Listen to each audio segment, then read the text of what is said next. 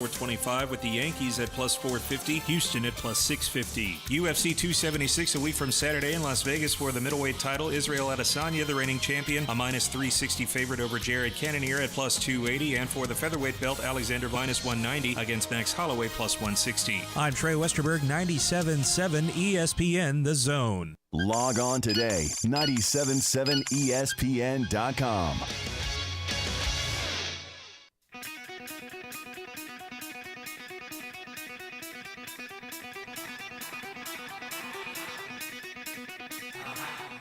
Welcome to Talkin' Ball with Scott Theisen and Drew DeArmond. Call into the Neighbors Wealth Management Hotline now, 256-576-4977. That's 256-576-4977. Now, here's Scott and Drew. And with that, we are off. We are running another brand new live edition Talking Ball, 97.7 ESPN The Zone. Scott Theisen, Drew DeArmond with you, hanging out till 9 a.m. today. Welcome in on a Tuesday edition, 256-576-4977. That is the number of the Neighbors Wealth Management Hotline. We got some college baseball to get out of the way, college football talk to get out of the way, and a lot of good stuff in between. So just sit tight and hang with us. 2 hours is going to go by very, very fast. And in case you missed it yesterday, right here on 97.7 ESPN The Zone, this is how it sounded in Omaha.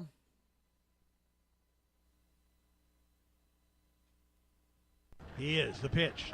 Popped up. Left side, is there room for Rambush and foul ground? Near the dugout. He reaches up and Auburn wins for the first time. Auburn beats Stanford at the College World Series. The Cardinal were 4-0 against Auburn, but they have a blemish on the record now. Auburn 6, Stanford 2. The Tigers move on to play tomorrow night at 6 against the loser of tonight's Arkansas-Ole Miss game. Down 2-0. Auburn scored 4 runs in the 6th and never looked back. Added 2 more insurance runs in the 7th, and the Tigers get the win. Auburn improves to 43-21. Stanford's season comes to a close. The Pac-12 champs in the regular season and the tournament eliminated by Auburn at 47-18. So Auburn survives at the College World Series, Drew. They've not only taken out the number 2 seed Stanford Cardinal, they also got by number 3 seed Oregon State just to get to the College World Series. So Auburn taking 2 of the Pac-12's best out this season. The SEC is by far the best league. It's not even close. If Texas A&M, Dirt Neck University, can beat Notre Dame at 1 o'clock this afternoon, and I hope they do, it will mean that 4 of the last 5 teams, or 4 of your final 5, are from the SEC, all from the Western Division. We're already guaranteed a team in the championship game. Exactly, because on the Auburn side of the bracket, since Auburn sent overrated Stanford home, well, they're good. I mean, look, here's the thing. I'm not even going to say that. When you get to Omaha, everybody's good. Everything has to fall into place to really win. It's not a disappointing season if you get to Omaha, and even if you do the Mike Martin, which is what Stanford did for the first time ever, by the way, ever. And they've been to the College World Series, multiple times. I can remember watching them win back-to-back titles in 87 and 88, the only 2 times they won under Mark Marquis. But, again, when you look at it in the College World Series, Stanford goes 0-2 barbecue, the Mike Martin term. But still, they had a great season. This is the first win for Auburn since 1997 in 25 years. Alabama actually went to the championship game that year against LSU, a World Series dominated by the SEC that year as well. But this year, you got a chance for 4 of the final 5 to be from the SEC. And as you pointed out, Scott, on this side of the bracket, with Ole Miss's 13-5 win over Arkansas, Ole Miss, the hottest team in college baseball right now, as the last team in the field, Arkansas, Ole Miss, and Auburn are left, and we're going to have Auburn and Arkansas tonight at 6 for a shot to get into that Final Four. So, and I wouldn't be shocked if 3 of the Final Four end up from the SEC, if Texas A&M can beat Notre Dame. So it's been a very, very good postseason for the Southeastern Conference in baseball, no question about that. Right. All right. So Auburn gets the win yesterday, and it did not come easy, though. No. At one point in this game, Auburn could not find the baseball to save their lives. Yeah, At one point, Auburn, by the way, when at the plate, Auburn, I believe, was let me find it here. At one point, Auburn was batting 122 in the College World Series. They were 5 for 41 before they exploded for 6 runs in the College World Series. So the Auburn pitching had been doing great things. The bats were just so cold.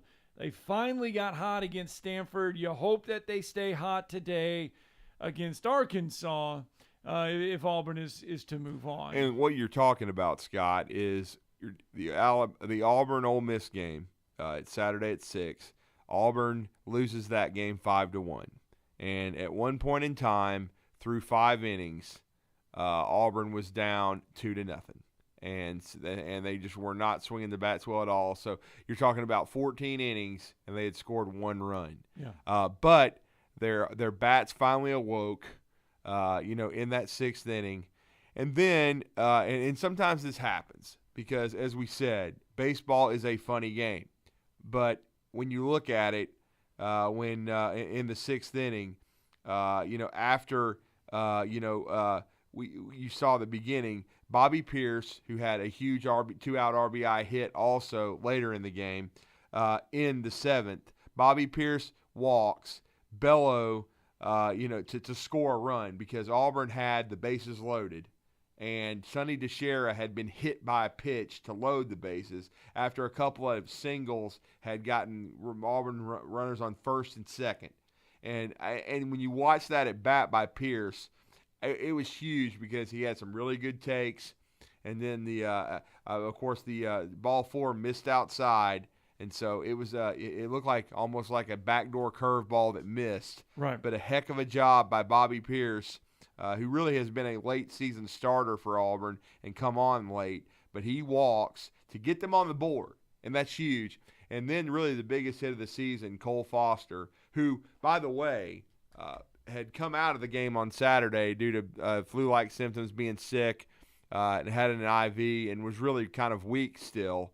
And he started this game, went the entire 9, but it was 100 degrees. I mean, it was extremely hot yesterday afternoon. But he gets the huge double to clear the bases, and Auburn has that 4-run inning. And when it goes from 2-0 to 4-2, the game completely changes. And Stanford had their ace reliever in there, who had been 9-1 during the season and done one heck of a job, with his stuff all year long. And again, that's how it is, though, because it's like I told you, when you have a season on the line like that with Matthews, Auburn got 6 runs in 3 innings off that young man. All the runs were off of Quinn Matthews. He'd been really nails all year. And then Auburn was able to get their pitching lined up because Trace Bright gave up 2 runs in the first 2 innings, and we heard Butch Thompson say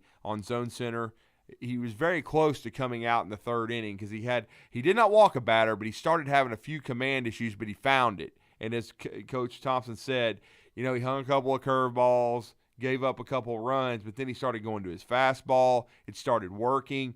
And then Tommy Sheehan came in, gave him a really good 6th inning, striking out the side. Then it looked like that he was going to give him the 7th, but there was a misjudged fly ball that turned into a double. But then you go to Burkhalter, whose stuff was nasty. I mean, I'm talking about 2 1/3 innings from this dude.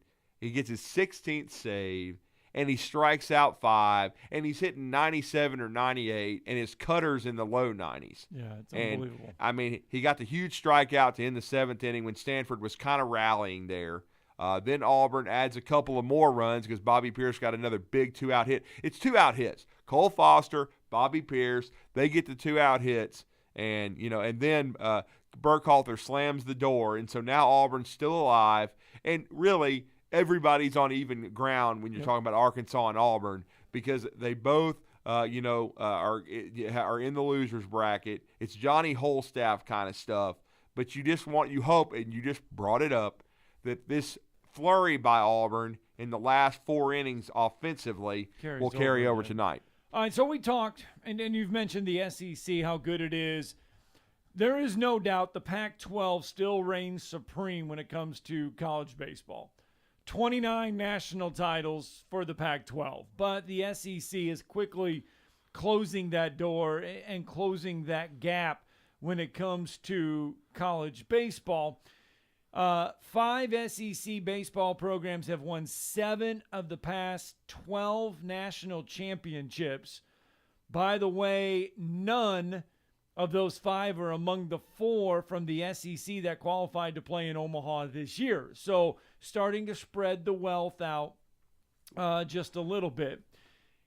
Well, and I'll say this. 20 years ago, I would agree with what you just said. But, or more like 30, really 30, because even 20. I just brought up 25 years ago in 97. The SEC dominated that College World Series. Really, in the 70s and the 80s, and I guess through the early 90s, you're right. It was the Pac-12. There's no question about it. The Pac-12 has won national titles in 06, 7, 12, 13, and 18. Because you had UCLA and Rod Dedeaux, USC and Rod Dedeaux. What am I saying? USC and Rod Dedeaux, who's won double-digit national titles, used to dominate, kind of like Oklahoma's dominating softball right now. They dominated Rod Dedeaux and those guys, Freddie Lynn, all those great players he had. And then UCLA has had runs. Arizona and Arizona State have had runs. Then we had Oregon State. Oregon State, to me, it was the last flurry under Pat Casey. They won 3. 06, 07, and 18. In about a 13 or 14-year period. But to me, the SEC has been king for the past, I'd say 20, 25 years. I know the Pac-12 has still had flurries, but the SEC is the best league. There's no question. Now, I do think the Pac-12 is still second. What surprised me is USC can't seem to figure it out. USC is not very good right now and has gone through many a coaching change. They haven't won it since the late 90s. I mean, they haven't even – and really they haven't been to the College World Series in a long time. UCLA – the SEC has won 13 national titles in baseball. Right. I mean, the Pac-12 has won 29 So national titles. you could still say historically they're the dominant league. That's what I'm saying. As but far the last as 25 titles, years, I would say no. It's just like softball. Right. Historically still, it's the Pac-12. But you could say since 2000, the SEC has – performed way better. The SEC has won a title in 2000, 2009, 10, 11, 14, 17, 19, and 21. Well, because LSU under Skip Bertman, I believe they won 5. They were and then we saw Paul Maneri win 1. Alabama had 2 near misses in 83 and 97. The thing is, I think that historically, in both baseball and softball, the Pac-12 is still the king with their championships. Right. But in the last 15 years, SEC softball has become the deepest league. And then baseball-wise, in the last 20, 25 years, it's been the SEC. And then the SEC is going to be even deeper because if we wanted to be a-holes, Scott, and we're not going to be here, but if we wanted to be a-holes and Texas A&M beat Notre Dame today, we could say that there were 5 SEC teams left. That's all that was left because Oklahoma is going to be an SEC school. Right. But they're not there yet. But they're not there yet, so we're not going to be a-holes. But I'm just saying the SEC in baseball and softball is the king right now, and the Pac-12 is still second because the Pac-12 in the 2000s has still won. You just pointed it out, has still won championships. Right. And they've still had UCLA recently in softball, and they still had some multiple teams reach Oklahoma City this year. When you talk about UCLA, who did actually give Oklahoma a loss, people forget that. They did actually beat them. Arizona State got there, Arizona. So, again, you know that the Pac-12 is really good, but the SEC is still king. And I just got to give it up. And that was a great win for Butch Thompson and Auburn because you didn't want to go 0-2 barbecue again. And it looked bleak when it was 2-0 and the bats were dead. But I will say this.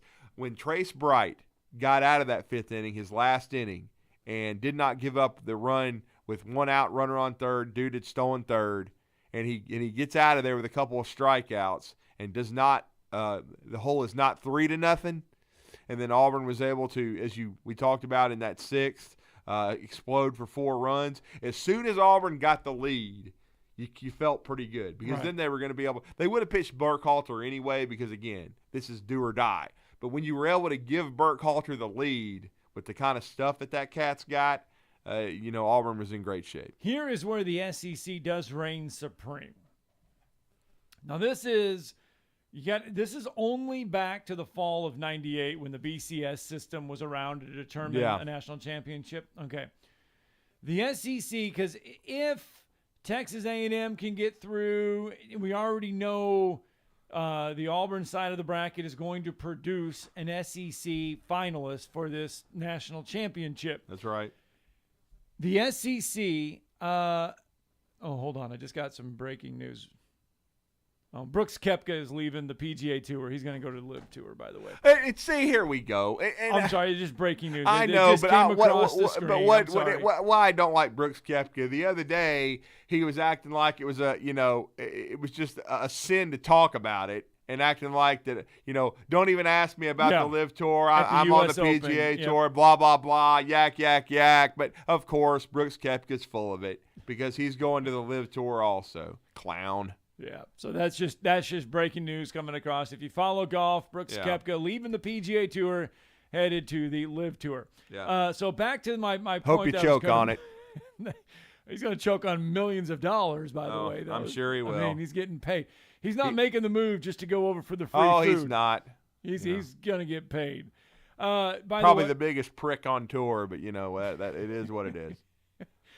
Anyway, so my point that I'm going to make is if in 2011 South Carolina faced Florida for the baseball national championship, in 17 Florida faced LSU, and in 21 Mississippi State faced Vanderbilt.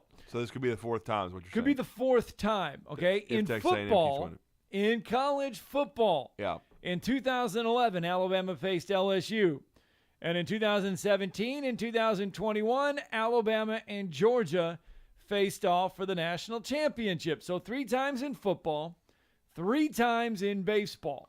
It has happened.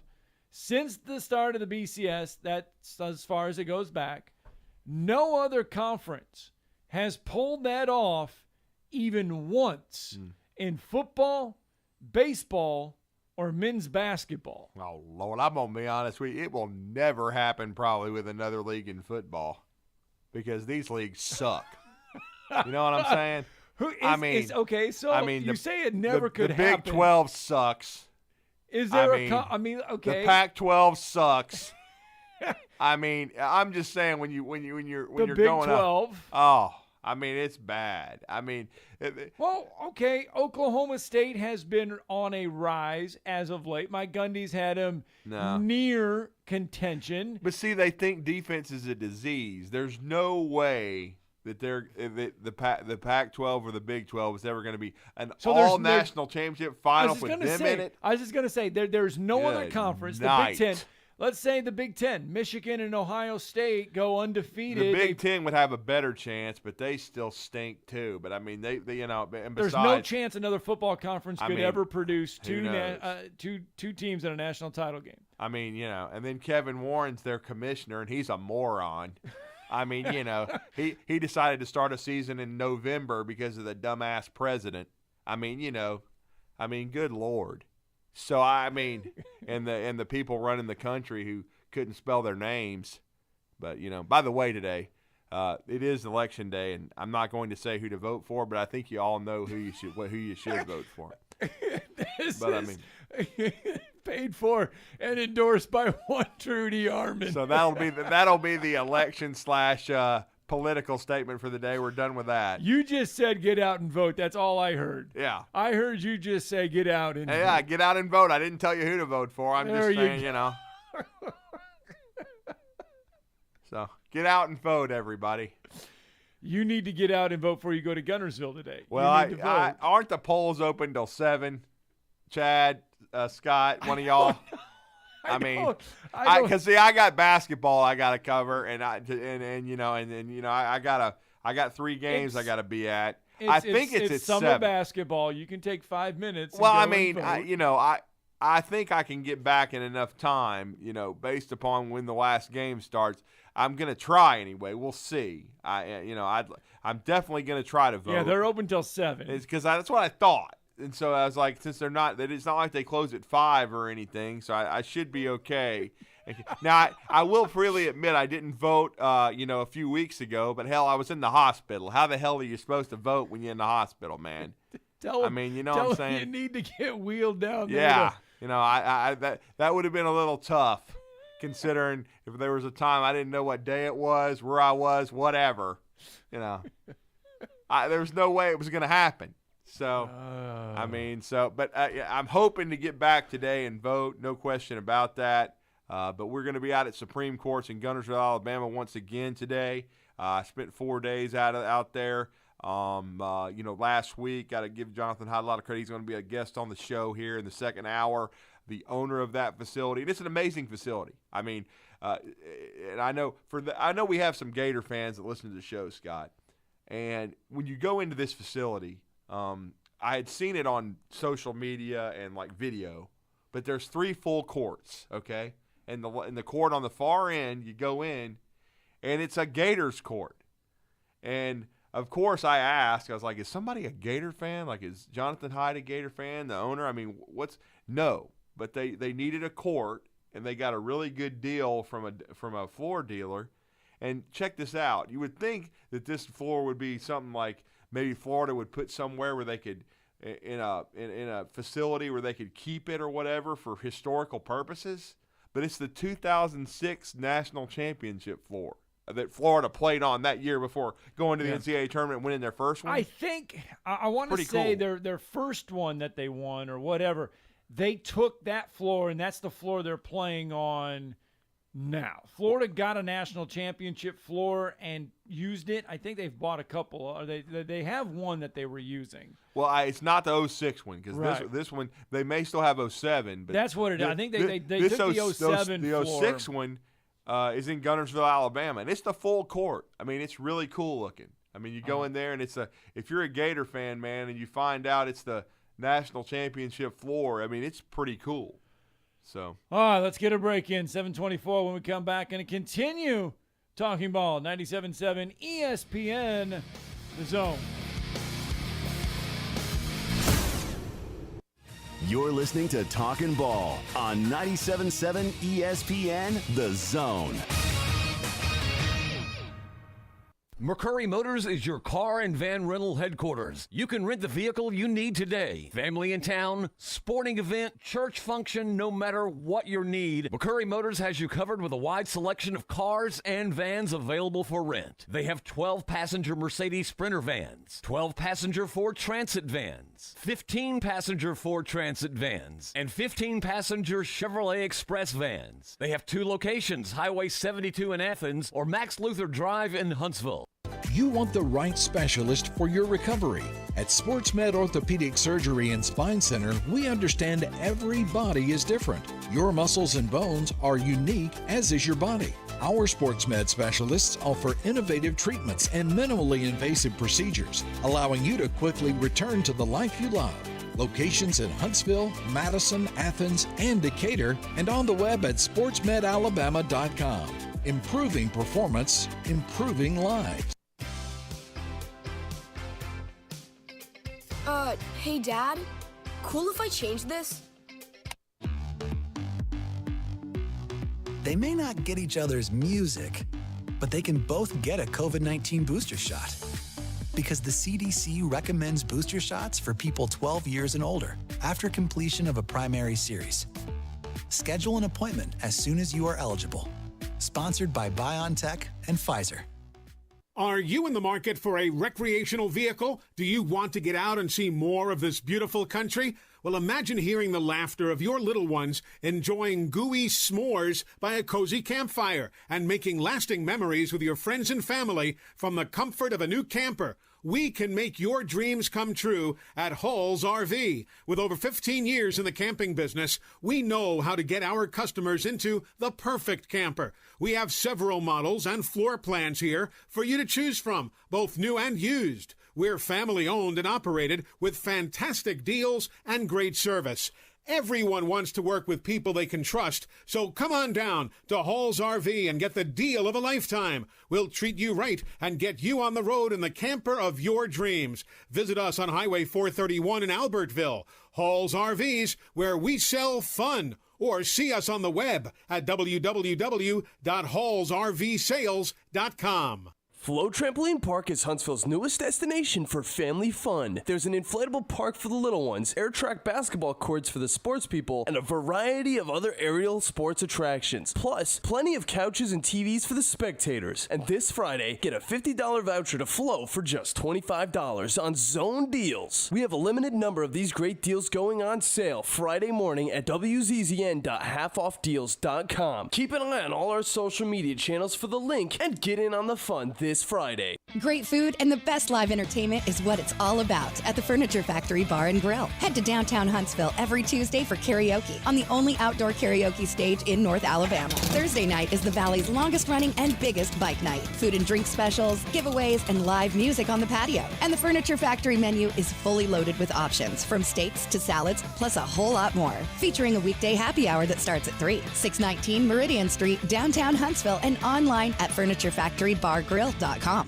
Good morning. Got a wreck in Limestone County now. This one's on Overmeyer Lane, east of Sand Springs. It is being reported as an injury type. Everything else looks completely clear. You be careful on your ride in. D&L Refrigeration repairs heating and air conditioning units for homes and businesses.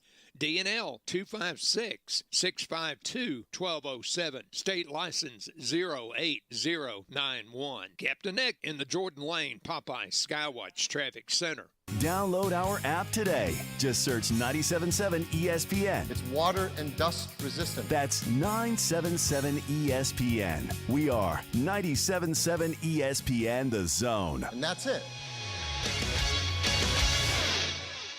This is Chuck Oliver. Listen to me coming up at noon today. Now, back to Talkin' Ball with Scott Tyson and Drew DeArmond on 97.7 ESPN The Zone.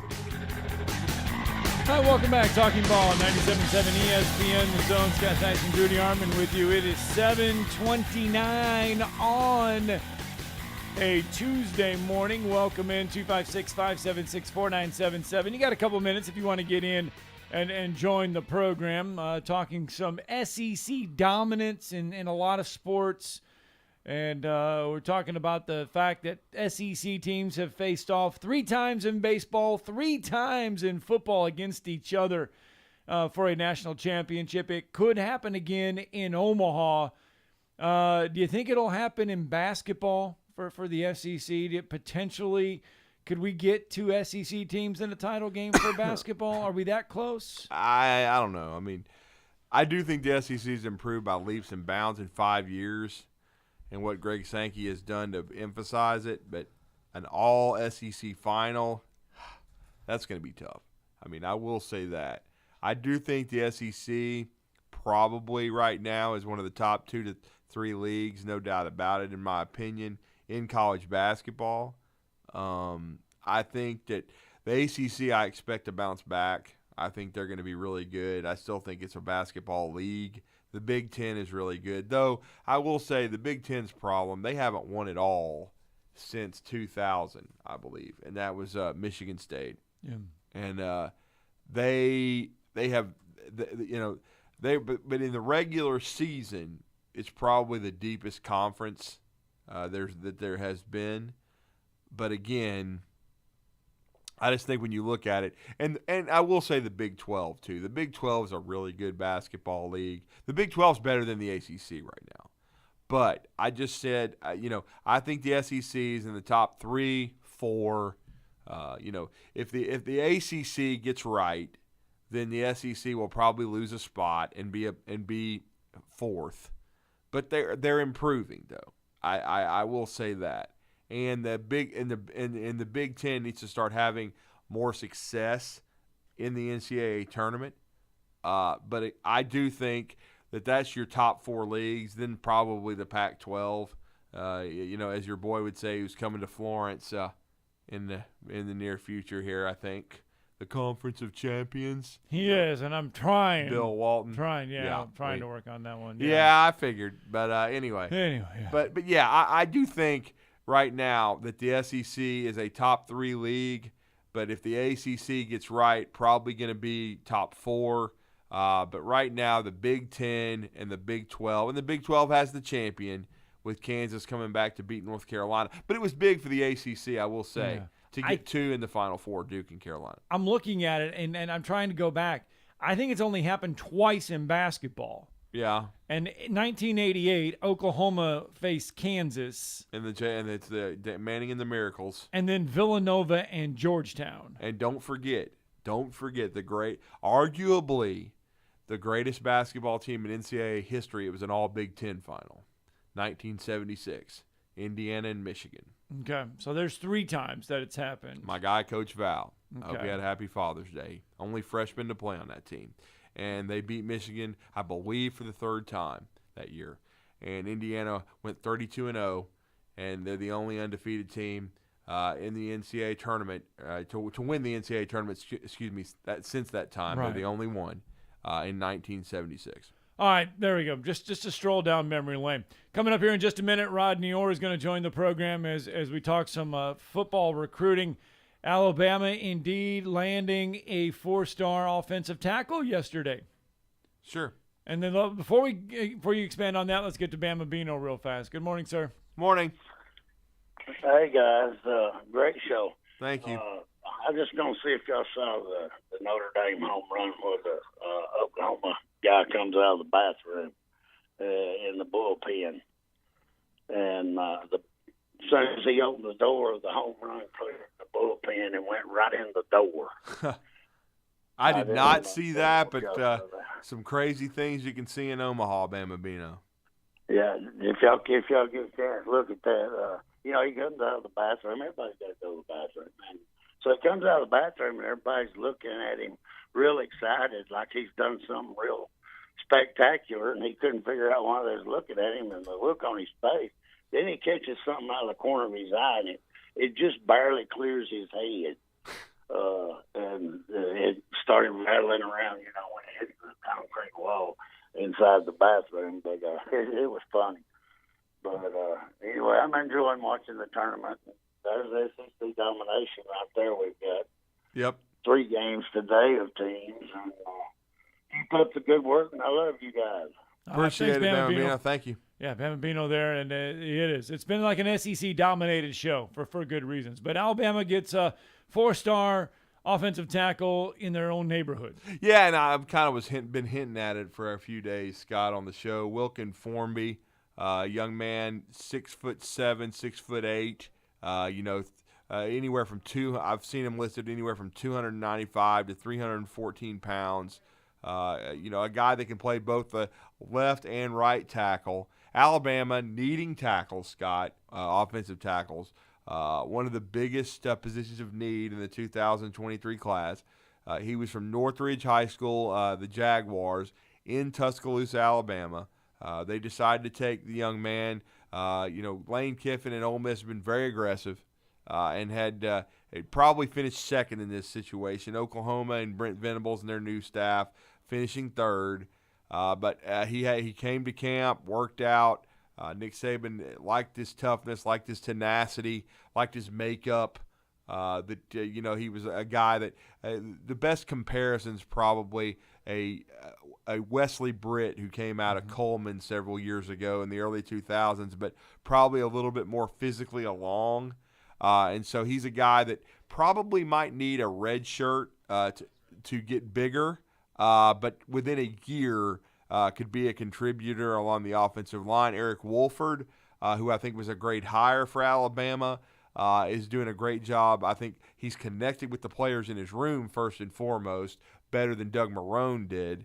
And I think he's doing a really good job on the recruiting trail because Alabama's laying the groundwork for, I think, would be a 5-man recruiting class that could be the best in college football along the offensive line. But speaking of that, and speaking of Alabama recruiting, our first guest is with us, and he's been generous with his time this morning on the Neighbors Wealth Management Hotline. Since 1996, the preeminent source for the University of Alabama athletics and especially football and recruiting, and that's Rodney Orr. I'm honored to contribute to that site, and he's with us once again on the Neighbors Wealth Management Hotline this morning. Rodney, good morning. You're with Drew and Scott. How are you? I'm doing well, Drew and Scott. How are you guys? Doing good. And Drew was just kind of filling us in on Wilkin Formby a little bit. And yeah, Rodney, and I know he's a guy that you've known his family for many, many years, and you were at this announcement at Northridge High School yesterday. Yeah, I tell you guys who he reminds me of physically is a young Wesley Britt. Mm-hmm. I remember when I saw Wesley as a 16, 17-year-old kid being recruited to the size, the height, and you look at Wilkin Formby, 6'7" and 3/4, 6'8", 110 pounds, put together very solidly for his age, especially, because his body really hasn't started to, mature, develop yet. In that regard, he's going to fill out. He'd probably play at 335, 340, just a massive kid. So from that standpoint, very, very impressive. He's a guy that I think when you look at players, you like to get players that not only are physically gifted but have the right mindset. And I think Wilkin Formby's that kind of guy. He reminds me in that regard. I keep giving you comparisons because just to draw somewhat of a picture. He reminds me in that regard of Jonah Williams due to he's a guy that's just like completely consumed by football, by becoming the best player he can be. And he's just a great kid on top of all that. So I just look at him and I say, this is a guy that has all the tools to be developed into an outstanding player. Mm-hmm. And Rodney, I know I saw the video interview that you guys did with him right after his announcement. Very well spoken young man, very articulate, and I thought when he provided some insight into his process that it was not a layup. That he, even though his grandfather was a punter under Coach Bryant, certainly the family has deep ties in Tuscaloosa. But again, he thought it out, and Lane Kiffin gave him a lot to think about. Certainly was very aggressive. Oklahoma as well, even Tennessee a little bit. But this was a situation where, I think maybe a hire on the coaching staff may have really helped. Yeah, it really did. And he had offers from USC, and I'm talking about Southern Cal, right, to Penn State. So across the country, he had offers. Let's just be clear, he's not just a local kid that, Alabama took. This guy had the credentials, and you're right. Lane Kiffin made a huge impact on him. He really liked Lane Kiffin. I think he had a great relationship. I know he had a great relationship with their offensive line coach. And keep in mind that, that relationship with Ole Miss developed before, Coach Wolford had gotten here, who had kind of recruited him at Kentucky, so they knew each other. But, so that relationship had been developing, and Coach Wolford had a little ground to make up when he got here at Alabama. And, obviously did that. But, yeah, I think he did a tremendous job in, developing that relationship with Wilkin. And, I think that when you look at what Wolford's doing right now on the recruiting trail, the guys he's recruiting, the guys that he has kind of right and a tremendous job. He really is. There's no doubt about it. And, Rodney, it looks like to me – I don't know. I was trying to kind of think about this because, again, the Alabama's got their irons in the fire with some of the best offensive tackles in the country, Wilkin Formby being one of them. But I think it's probably going to be about a 5-man class if you think about it coming up. I would, if you wanted me to break it down, my speculation would be probably 3 offensive tackles that they would like to sign and 2 interior prospects. But just kind of talk about some of the guys that I know you expanded on this on TiderInsider.com yesterday. But talk about some of these guys to watch maybe now that Wilkin Formby is the first member of this what could be a very, very good offensive line class. Right. Actually, I talked to Wilkin about the offensive line class, what, kind of he saw from his perspective in terms of the potential of it. And, based on what he told me, he said if things fall right, he could see Alabama taking as many as 6. Oh. That's now, again, 5's probably more realistic, but potentially 6. And also in terms of how they're recruiting these guys positionally, they're looking at taking guys who are capable of playing tackle, but can also slide inside and be a guard. So they're trying to kind of take guys, that they can try at tackle if need be, have the that they're looking for. As far as I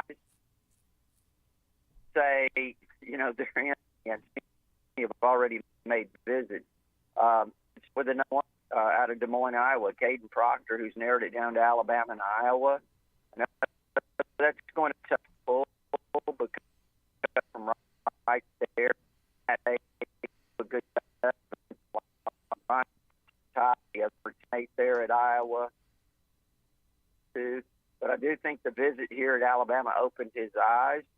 When you tell a kid, look, you can come here and you're going against Will Anderson or you're going against Dallas Turner or these guys that we recruit that are on that level, it's only going to prepare you for the next level.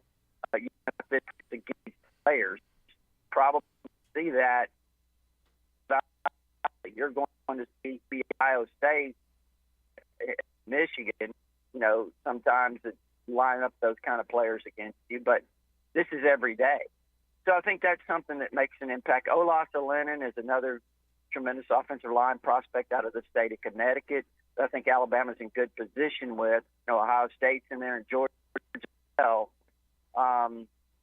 Samson Okanola from up in Massachusetts, he visited this weekend. He's a 5-star offensive tackle. I think Drew and Scott, a guy to really kind of keep an eye on. It's going to be interesting because I've talked to Wilkin Formby about him. Is Raymond Polito out of St. John's Bosco in California. And they've kind of developed a rapport, pretty good rapport.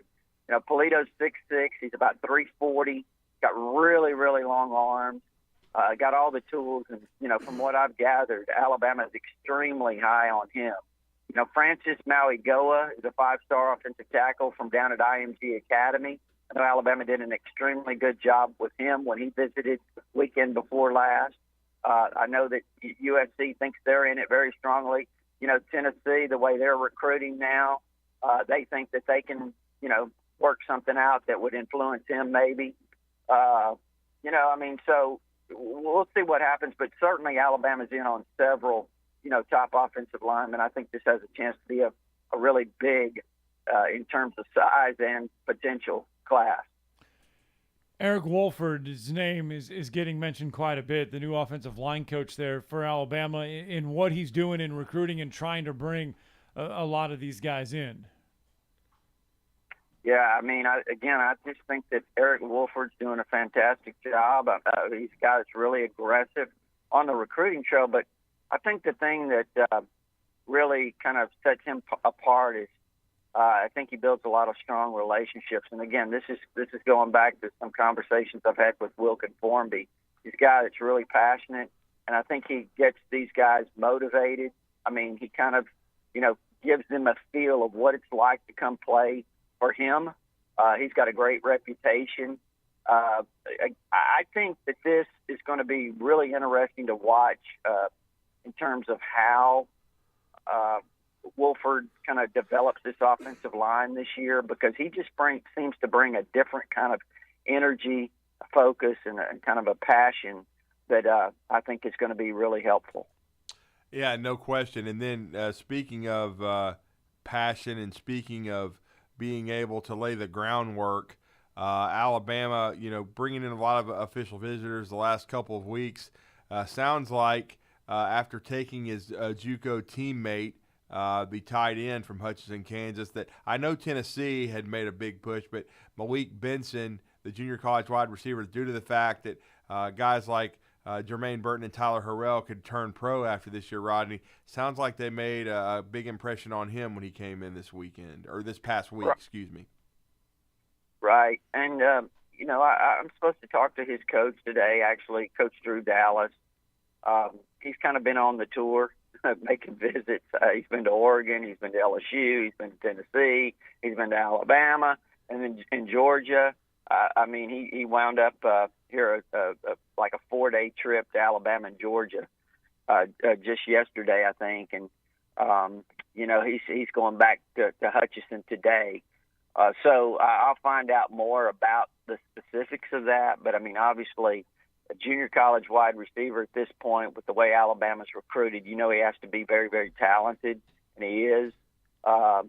So, we'll see exactly how it kind of unfolds. Like you said, Drew, there's some real competition there. We named some teams. You mentioned Tennessee. And, again, I think that Tennessee probably will turn up the heat even more because they lost, one of their top prospects yesterday, Carnell Tate, one of the elite wide receivers in this class, chose Ohio State when Tennessee at one point thought, they were in the catbird seat with him. But so it'll be interesting to see what happens with Malik Benson. Yeah, no doubt about it. And then, as we also said, Alabama in the I guess part of the needs in this class is going to be tight end. And I know they made a big impression on a young man from Georgia. And you already told us, about Riley Williams from Oregon. Right. Jelani Thurman from Fairburn, Georgia, had an outstanding visit. He's 6'5", close to it, 225. A guy that's athletic. Plays that kind of that H position. Guy that you can flex out a little bit. I guess you call them flex tight ends now, is what they like to refer to them. They're big guys that can, certainly tremendous athletes and receivers, and he's got all those tools. And you look at him, and you mentioned Riley Williams out of Portland, Oregon. That I think Alabama, based on what I hear, would like to have both of those guys, because right now they feel like they only have one player that fits that role, and that's probably Amari Nyblack, true freshman that's here now. So they're looking to add a couple of those guys, and I think they're probably in fairly decent position with Jelani Thurman. Again, he had a great visit. He goes to Ohio State this weekend, and they do a really good job of recruiting too on their visit. So we'll see what happens. Some other schools in the mix there. And as far as Riley Williams, Drew, I've been told it's Alabama and Oregon, and even though he is from Oregon, my understanding is Alabama's probably, got the edge right now. So, again, it's a long way off. We'll see what happens. Yeah, and finally, your final thought I'm going to get is from in-state kids, and I know there's been some anxiety there, but Peter Woods is going to be making a commitment on July the 8th. I know he's been to Tuscaloosa multiple times lately. Alabama needing him badly because D-line is another big area of need, and James Smith, Quay Russaw from Carver Montgomery, and they were in town yesterday. Mm-hmm. Peter Woods is the guy to me that Alabama just can't miss on in state. He's from 50 miles up the road to Thompson High School. It's a program that, has sent a lot of kids this way, and it's, you really can't afford to lose him. He's such an elite player, but not only that, he brings a lot of qualities that you want. I mentioned Wilkin Formby. He kind of has those same qualities as a leader. Matter of fact, a lot of people kind of compare him to Jonathan Allen in that regard. So he's a guy that you must have. And I do think this. I think he had a great visit to Clemson. There was a lot of buzz over there a couple of weeks ago after his visit that he privately committed to Dabo. I'm not saying that he did, but that has been the buzz. I know that Clemson's been extremely confident about him. I do know, though, that he got back down on campus this past weekend. Perhaps Alabama kind of regained control of that. We'll see. I do think, Drew, I find it really hard to imagine that he could slip away. I really do. But we'll see what happens on July 8th. But right now I'm still thinking Alabama, even though Clemson is really confident. And then you mentioned the two from Montgomery, the five-star duo of Corey Rusaw, linebacker, and James Smith. And, those guys are really high-quality prospects. There's no doubt. I know they're rated 5 stars, but these guys are legit. They were Georgia this past weekend. I think they both go to Auburn this coming weekend on an official, if I'm not mistaken. And I know that they were in Tuscaloosa yesterday on an unofficial. I think those are some guys that probably, I think the fact that they go together, Drew, is another thing. I really think that they're probably going to go to the same school. So right now there's been a lot of speculation that Georgia may be the early kind of favorite there and leader or whatever. I just think that's early, to be speculating that. I think that we'll see how it kind of plays out over time. But, these two guys are really like difference makers. If you were to land Peter Woods and James Smith on your defensive front to go with Quay Rusaw, that's pretty formidable. That would be one of the better trios of front guys that Alabama signed in one class. No doubt. Well, Rodney, we always appreciate it. Thank you for taking the time to join us and update us on Alabama football recruiting. Have a great rest of your morning, and thank you for once again joining us on Talkin' Ball. I appreciate it, Drew and Scott. You guys take care. All right, thanks. Let's get that break in. When we come back, hour 2 of Talking Ball.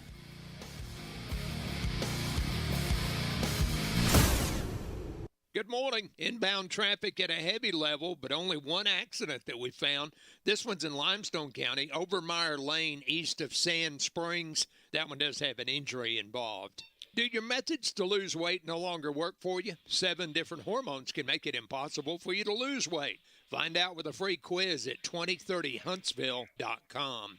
Captain Nick in the North Parkway Popeye Skywatch Traffic Center. Hey folks, this is Arthur Seaton, managing partner at University Kia, here letting you know we are proud supporters of Alabama A&M University football. Stop into University Kia today and shop our large selection of new Kias, including the all-new Telluride 8-passenger SUV, the stylish new K5, and sporty new Seltos. Visit universitykia.com and view all our great offers and get pre-approved in minutes so you can drive home your new Kia today, because we want to see ya in a Kia. Go Bulldogs! New message. Hey, girlfriend, it's Carol from jury duty. We never actually spoke, but I saw you ordered the same hoagie as me at lunch. What are the chances? Anywho, I heard you just got a boat. We should totally grab some hoagies and take it out for a spin. When you get a boat, you also get new friends. Make sure Progressive's one of them and get coverage today for as little as $100 a year. Do I want to feel the wind in my hair? Guilty as charged. Oh, seriously, let's ride on your boat. Progressive Casualty Insurance Company and affiliates. Annual premium for basic liability policy not available in all states. This segment of Talkin' Ball is brought to you by University Kia, the #1 volume Kia dealer in the state of Alabama. Located online at universitykia.com.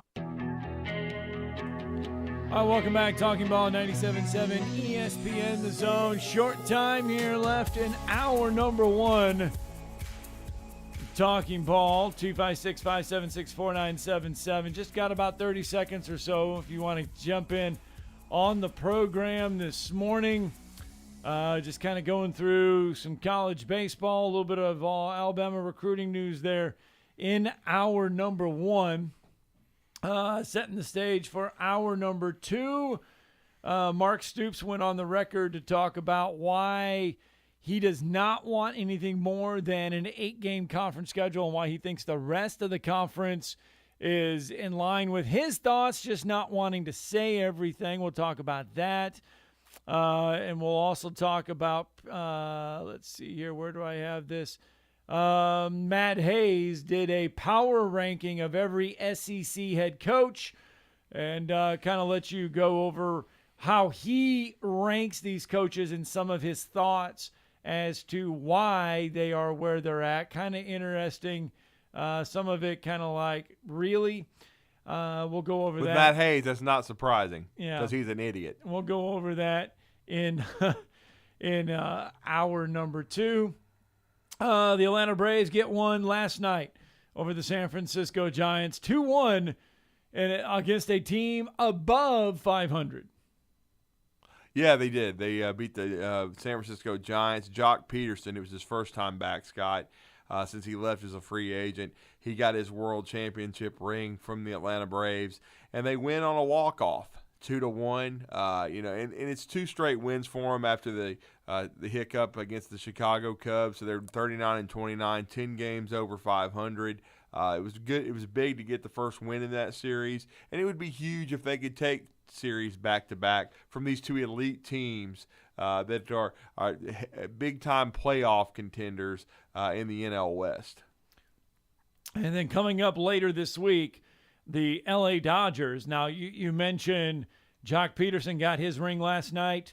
Coming up in a couple days, Freddie Freeman will get his World Series ring. Much deserved. And the speculation, I mean, I don't know why people are even questioning it, but the ovation that Freddie Freeman will get. He'll get one.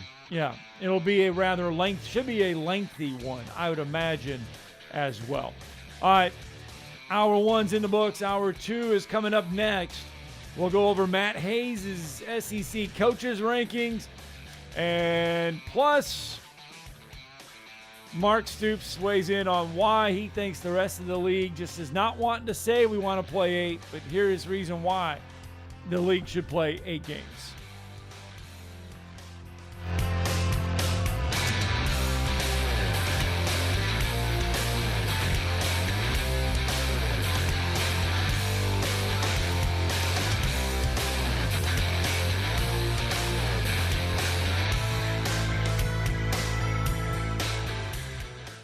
Outdoor season is coming. Can't wait. Here at Brooks & Collier, neither can we. Outdoor season is also grilling season. And we have plenty of grills and smokers in stock from Traeger, Blaze, and Big Green Egg. There's the greenhouse, new indoor items and home furnishings as well. Whatever it takes. Browse over 2 acres of furnishings. Can't wait. How about you? North Alabama's indoor and outdoor living headquarters for over 75 years. 813 Meridian Street and at brooksandcollier.com. The best place to get 50s diner-style homemade delectables is Bubby's Diner. Located at 8412 Whitesburg Drive Southeast, try their all-new expanded breakfast menu with homemade waffles, omelets, and shrimp and grits. With 3 generations of experience, Chris Bubby Belcher has the best burgers in town. Don't forget to leave without a homemade pie or a hand-spun milkshake. Give Bubby's a call today at 256-513-8080. Bubby's Diner, home of the donut burger. WZZN, Union Grove, Huntsville, Alabama. 97.7 ESPN, The Zone. One wreck, this one is in Limestone County, Overmeyer Lane, east of Sand Springs. That one is coming in as an injury time. Heavy traffic load, all those inbounds busy this morning, but I'm not seeing any other problems. You be careful on the rest of your ride in. Need a temp or maybe an addition to your permanent staff? Snelling specializes in admin, accounting, and medical placement. Snelling, how Huntsville's best companies hire talent. 256-382-4000. Captain Nick in the North Parkway Popeye Skywatch Traffic Center. From the Fox 54 Weather Center, I'm Chief Meteorologist Jordan Dressman. A mostly to partly sunny sky this afternoon. Overall, it really is going to be a beautiful day across the Tennessee Valley. Temperatures climbing a bit above average, highs climbing into the mid and upper 90s, dropping into the lower 70s as we head into the overnight. Mostly sunny sky for your Wednesday afternoon. Wednesday probably going to be one of the hottest days this week. We're making a pretty solid run at 100 degrees. Would not be the least bit surprised if somebody does actually end up reaching the triple digits Wednesday afternoon. I'm Chief Meteorologist Jordan Dressman on your home for ESPN Radio, 97.7 ESPN The Zone. This is Brent Musburger's VSiN Action Update on 97.7 ESPN The Zone. Heads up, sports bettors. Right now you can try VSiN All Access free for 30 days with no credit card required. Visit vsin.com/free month to sign up now. The MLB All-Star break only a few weeks away. The latest World Series odds updated on Monday. The Dodgers still the favorite at plus 425 with the Yankees at plus 450, Houston at plus 650. UFC 276 a week from Saturday in Las Vegas for the middleweight title. Israel Adesanya, the reigning champion, a minus 360 favorite over Jared Cannonier at plus 280, and for the featherweight belt, Alexander Volkanovski minus 190 against Max Holloway plus 160. College football season around the corner. Alabama the favorite to win the SEC title. The Crimson Tide minus 140 ahead of Georgia plus 120. Then Texas A&M drops off to plus 1600. Ole Miss at plus 3000. LSU and Kentucky each at plus 4000. I'm Trey Westerberg, 97.7 ESPN The Zone. Log on today, 977ESPN.com.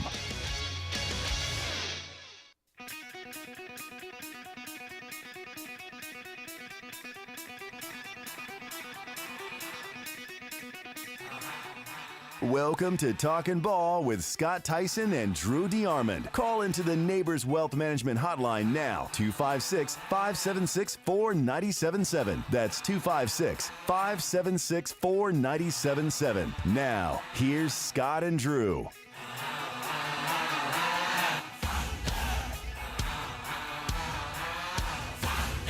Welcome back, hour two of Talking Ball, 97.7 ESPN The Zone. Welcome back into the show. Hour two officially underway, 256-576-4977. That's the number to the Neighbors Wealth Management Hotline. And we kick off hour two. Matt Hayes saying, okay, guys, from Saturday Down South, here is my power ranking of every SEC football head coach.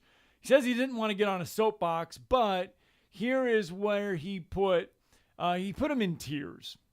And he called the safe champions. There's only a couple coaches in this category, 3 coaches to be exact. Number 1 in his list is, as you might expect, exactly where you thought it would be. Number 1 in his coaching rankings, Kirby Smart. He put him as the top coach in the league. Well, no, that's one dumbass decision. He says $7 million per season. He says, think about this. In the age of quarterback means everything. Smart won a national title and is a favorite to win it again this year with a game manager at the most important position. He says he's a blown coverage in the secondary away from winning the 2017 national championship. It was called a good route, not a blown coverage. And Georgia is a recruiting machine with or without NIL. He's locked in at number 1 until he's knocked off the mountain. And he says that brings us to Nick Saban. The only reason he was at the top of the mountain's injuries. He says he is the mountain. He says the gold standard for college football coaches, and other than Bill Belichick, all football coaches. He says it's hard to ignore what his number 1 student has accomplished at Georgia, though. He says, and how it has been to determine detriment of Saban and Alabama. All of those elite Georgia defenders are the same players Smart was recruiting and developing at Alabama as the Tide's defensive coordinator. Hayes goes on to say there's a reason Alabama's defense has declined from its own elite standard over the past 5 seasons. It's not the DC or the scheme, it's the players. He says it's close, but in the SEC, it's not about what you've done, it's about what you just did. Right now, Smart has the edge. Well, Smart was not an elite recruiter at Alabama. He was or at least evaluator. He was a good closer, not a great evaluator, and that's the truth. He was a really good teacher of the defense, did a great job there. Mario Cristobal, Tosh Lupoy, some guys that have left the program and are either in the NFL or head coaches of other programs were the best recruiters on those staffs. There's no question about it, and they got a lot of those defensive players. Joe Panunzio is another underrated guy that was there. Again, I don't respect Matt Hayes. I think he's an idiot. I don't respect his knowledge. Right. But I think Georgia he's a sits on blowhard. top right now just because they did win the national title last year, regardless of injuries or whatever. And they won it, and I've said it. Right. They won it. That's just like I'll say this: Auburn lost a basketball national championship because Chumo Kiki got hurt. In my opinion, I mean, that game he was playing against North Carolina, and he ended up being the 16th pick in the draft with an ACL injury. Probably would have been in the top 10. That probably cost Auburn a national championship, no question about that. We've talked with Jason Caldwell about that. But again, once again, the injuries are what the injuries are. But I just think, I would have to rank Nick Saban number one. I would rank Kirby Smart number two. I mean, certainly he got a national championship. It's funny now that they're giving him all this credit for a game-managing quarterback when they used to criticize Nick Saban about it. But that's how stupid some of the people in the media are. They turn things around. They were criticizing Kirby Smart because he wasn't playing the USC transfer. That just doesn't. JT Daniels. Yeah, he wasn't playing JT Daniels. They were criticizing him for not playing JT Daniels. Yeah, and now they're applauding him because that's why Matt Hayes is an idiot. Yeah, so that is the champions bracket. So he's got one more coach in the champions I bracket. can probably guess who it is because I bet stupid. you can't. I bet you cannot guess who it is. I mean, it should be. I mean, it shouldn't be Dirt Neck. It's not Dirt Neck. He's not in there. He's not. He's in the next. He's in the next category, which you'll agree with. But he put Mark Stoops in this category. And I don't. And for once, I know this. This is being recorded, but I mean, I do agree with him there. I do think Mark Stoops, with the job he's done at Kentucky. Jeff from the Borough and I have had debates, and he thinks I criticize Stoops. I'm actually a big Stoops fan. I think he's done a remarkable job at Kentucky, considering it is a very difficult football job because, first of all, they put so much emphasis on basketball, but they have upgraded their facilities exponentially since he's been there. And he's had, in the last 4 years, 2 10-win seasons. And I just think when you look at it, and, of course, our good friend John Summerall was a big part of it, when you win 10 games at Kentucky, it's not easy to do. And, of course, some of that has been the struggles of Tennessee. They've had trouble righting themselves. Certainly Florida has been up and down some. But Kentucky has been a consistent upper echelon SEC East team and has been a factor. And I think he's done a remarkable job. And Kentucky being able to, and Mitch Barnhart, the athletic director, being able to keep him there. And he didn't go to Florida State, which is an indictment, circles all the way back to Dirt Neck because he ruined that program. And now I think, Florida State's big problem is they've been kind of slow updating their facilities. Some people wonder how much money they truly have, and I think that's why, and how committed they are. That's why, Mark Stoops didn't go. But it's significant that Kentucky would commit to football enough to keep him there and not go somewhere like Florida State, which 25 years ago would have been blasphemy. All right, so he says that his next category is big money equals big expectations. And number one on that list, number 4 in the SEC rankings of coaches is Dirt Neck, Jimbo Fisher. And he goes, and this is where Matt Hayes puts, if the Aggies weren't gutted by COVID, they would have played a hot Wake Forest team in the Gator Bowl. Now, he did ask this question in this article. It says, lost. If Wake beats a depleted Aggies team, does Jimbo Fisher get another fat contract extension after losing to Arkansas, Ole Miss, Mississippi State, LSU, and Wake Forest? And it wasn't just COVID. A bunch of the players opted out and didn't want to play because they weren't a championship team, because they sucked, because, they got lucky to beat Alabama because they had a horseshoe up their rear end the whole game, and Zach Calzada played an unbelievable game. Right. And it's now at Auburn. Auburn's going to try to, and Brian Harsin, capture that magic again because the young man has arm talent. He certainly does. I know Owen Buchanan, our great friend, said that he did have the best arm talent of anybody on the A&M football team. Had a what they've called a Brett Favre type arm as far as arm strength. I'm saying. I'm not saying talent. I'm just saying because there's only one Brett Favre. But the young man has arm talent. There's no question about it. But the way I look at it, they lost LSU. They lost to Ole Miss.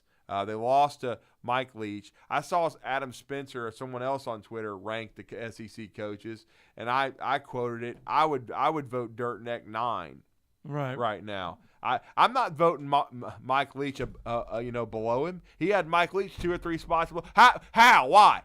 He beat him in College Station, whacked him. So if you're going off results from last year and you're going to put Kirby above Saban, which I still wouldn't, I'd put Kirby right below him.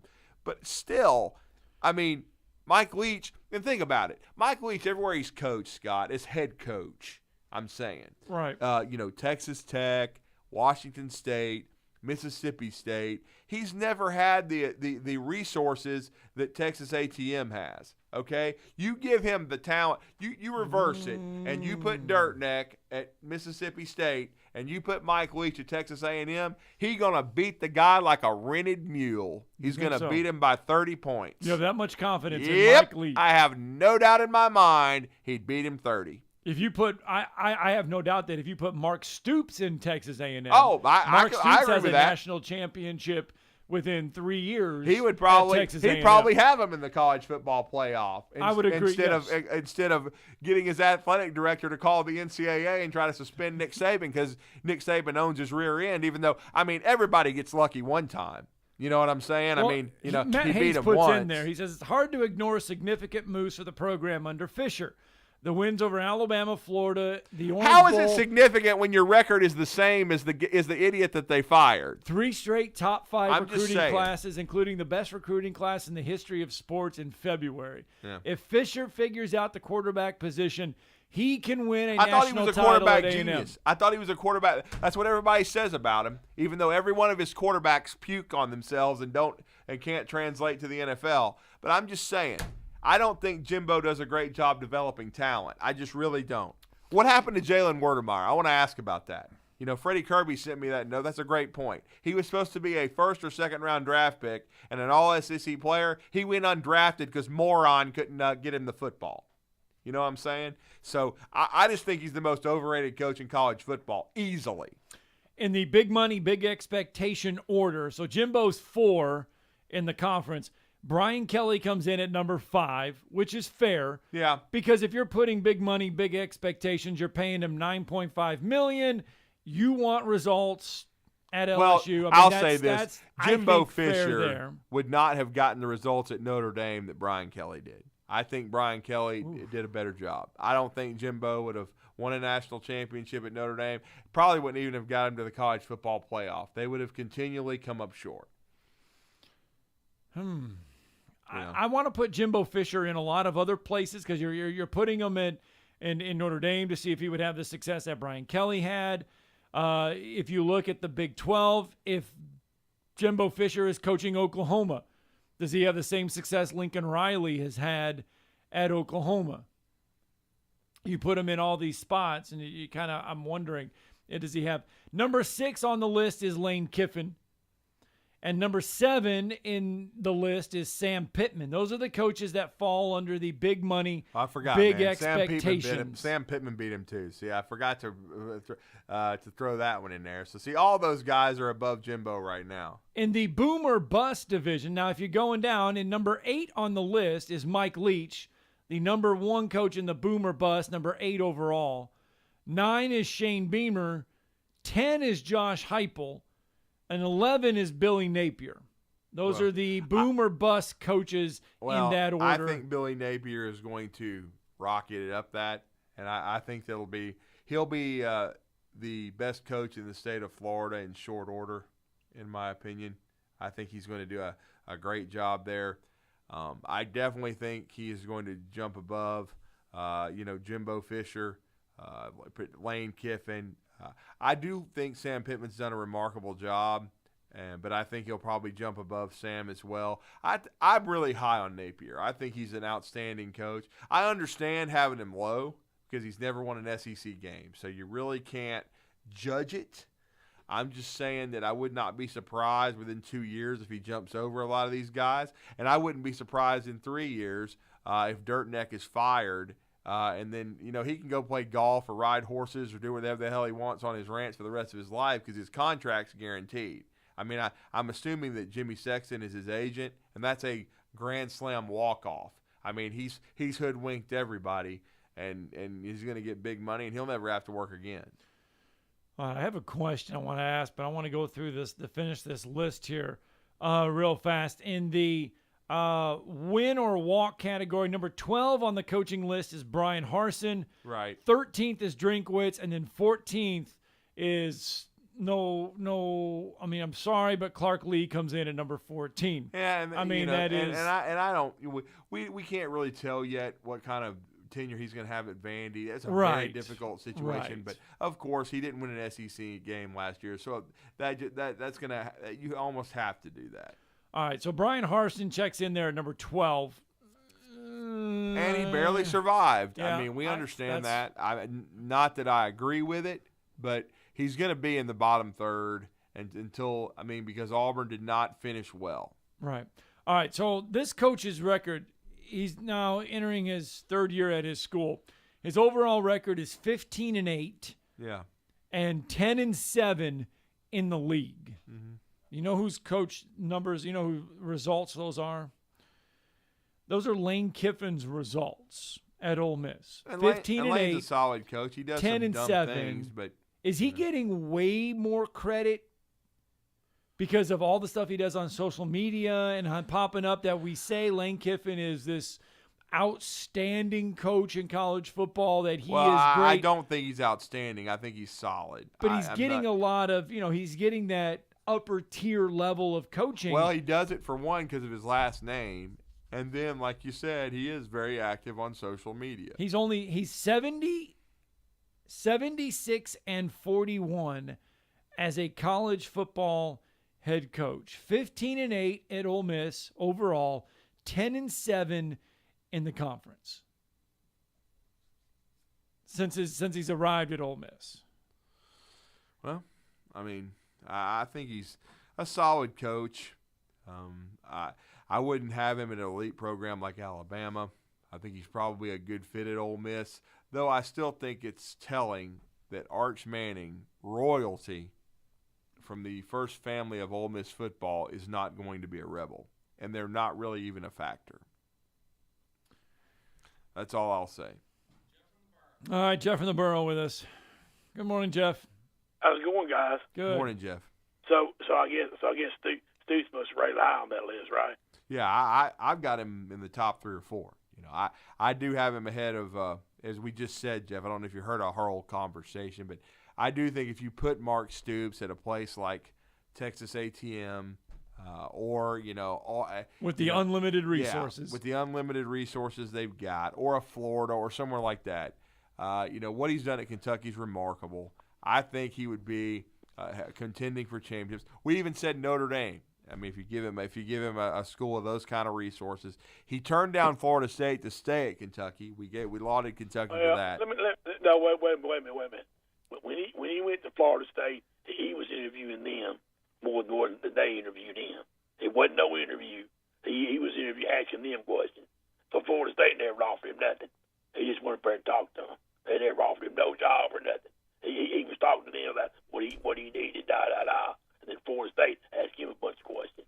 So he never even got offered Florida State. So I don't know why. Well, we weren't talking about him going to Florida State. We were just saying that if you put him in an elite program, giving him unlimited resources, he would win a national title.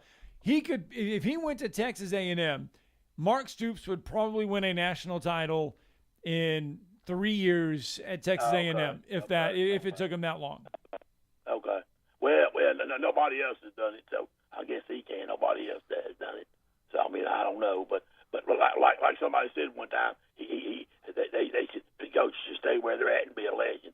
So I mean, he's going to pass Barry Bryant being an all-time winner, and I know he can't win in Kentucky because we've got limited resources. We don't have enough money to compete in football. Hell, I know we ain't got enough. But the NIL stuff, I think NIL has closed the gap a little bit and allowed Kentucky to compete a little bit more. What's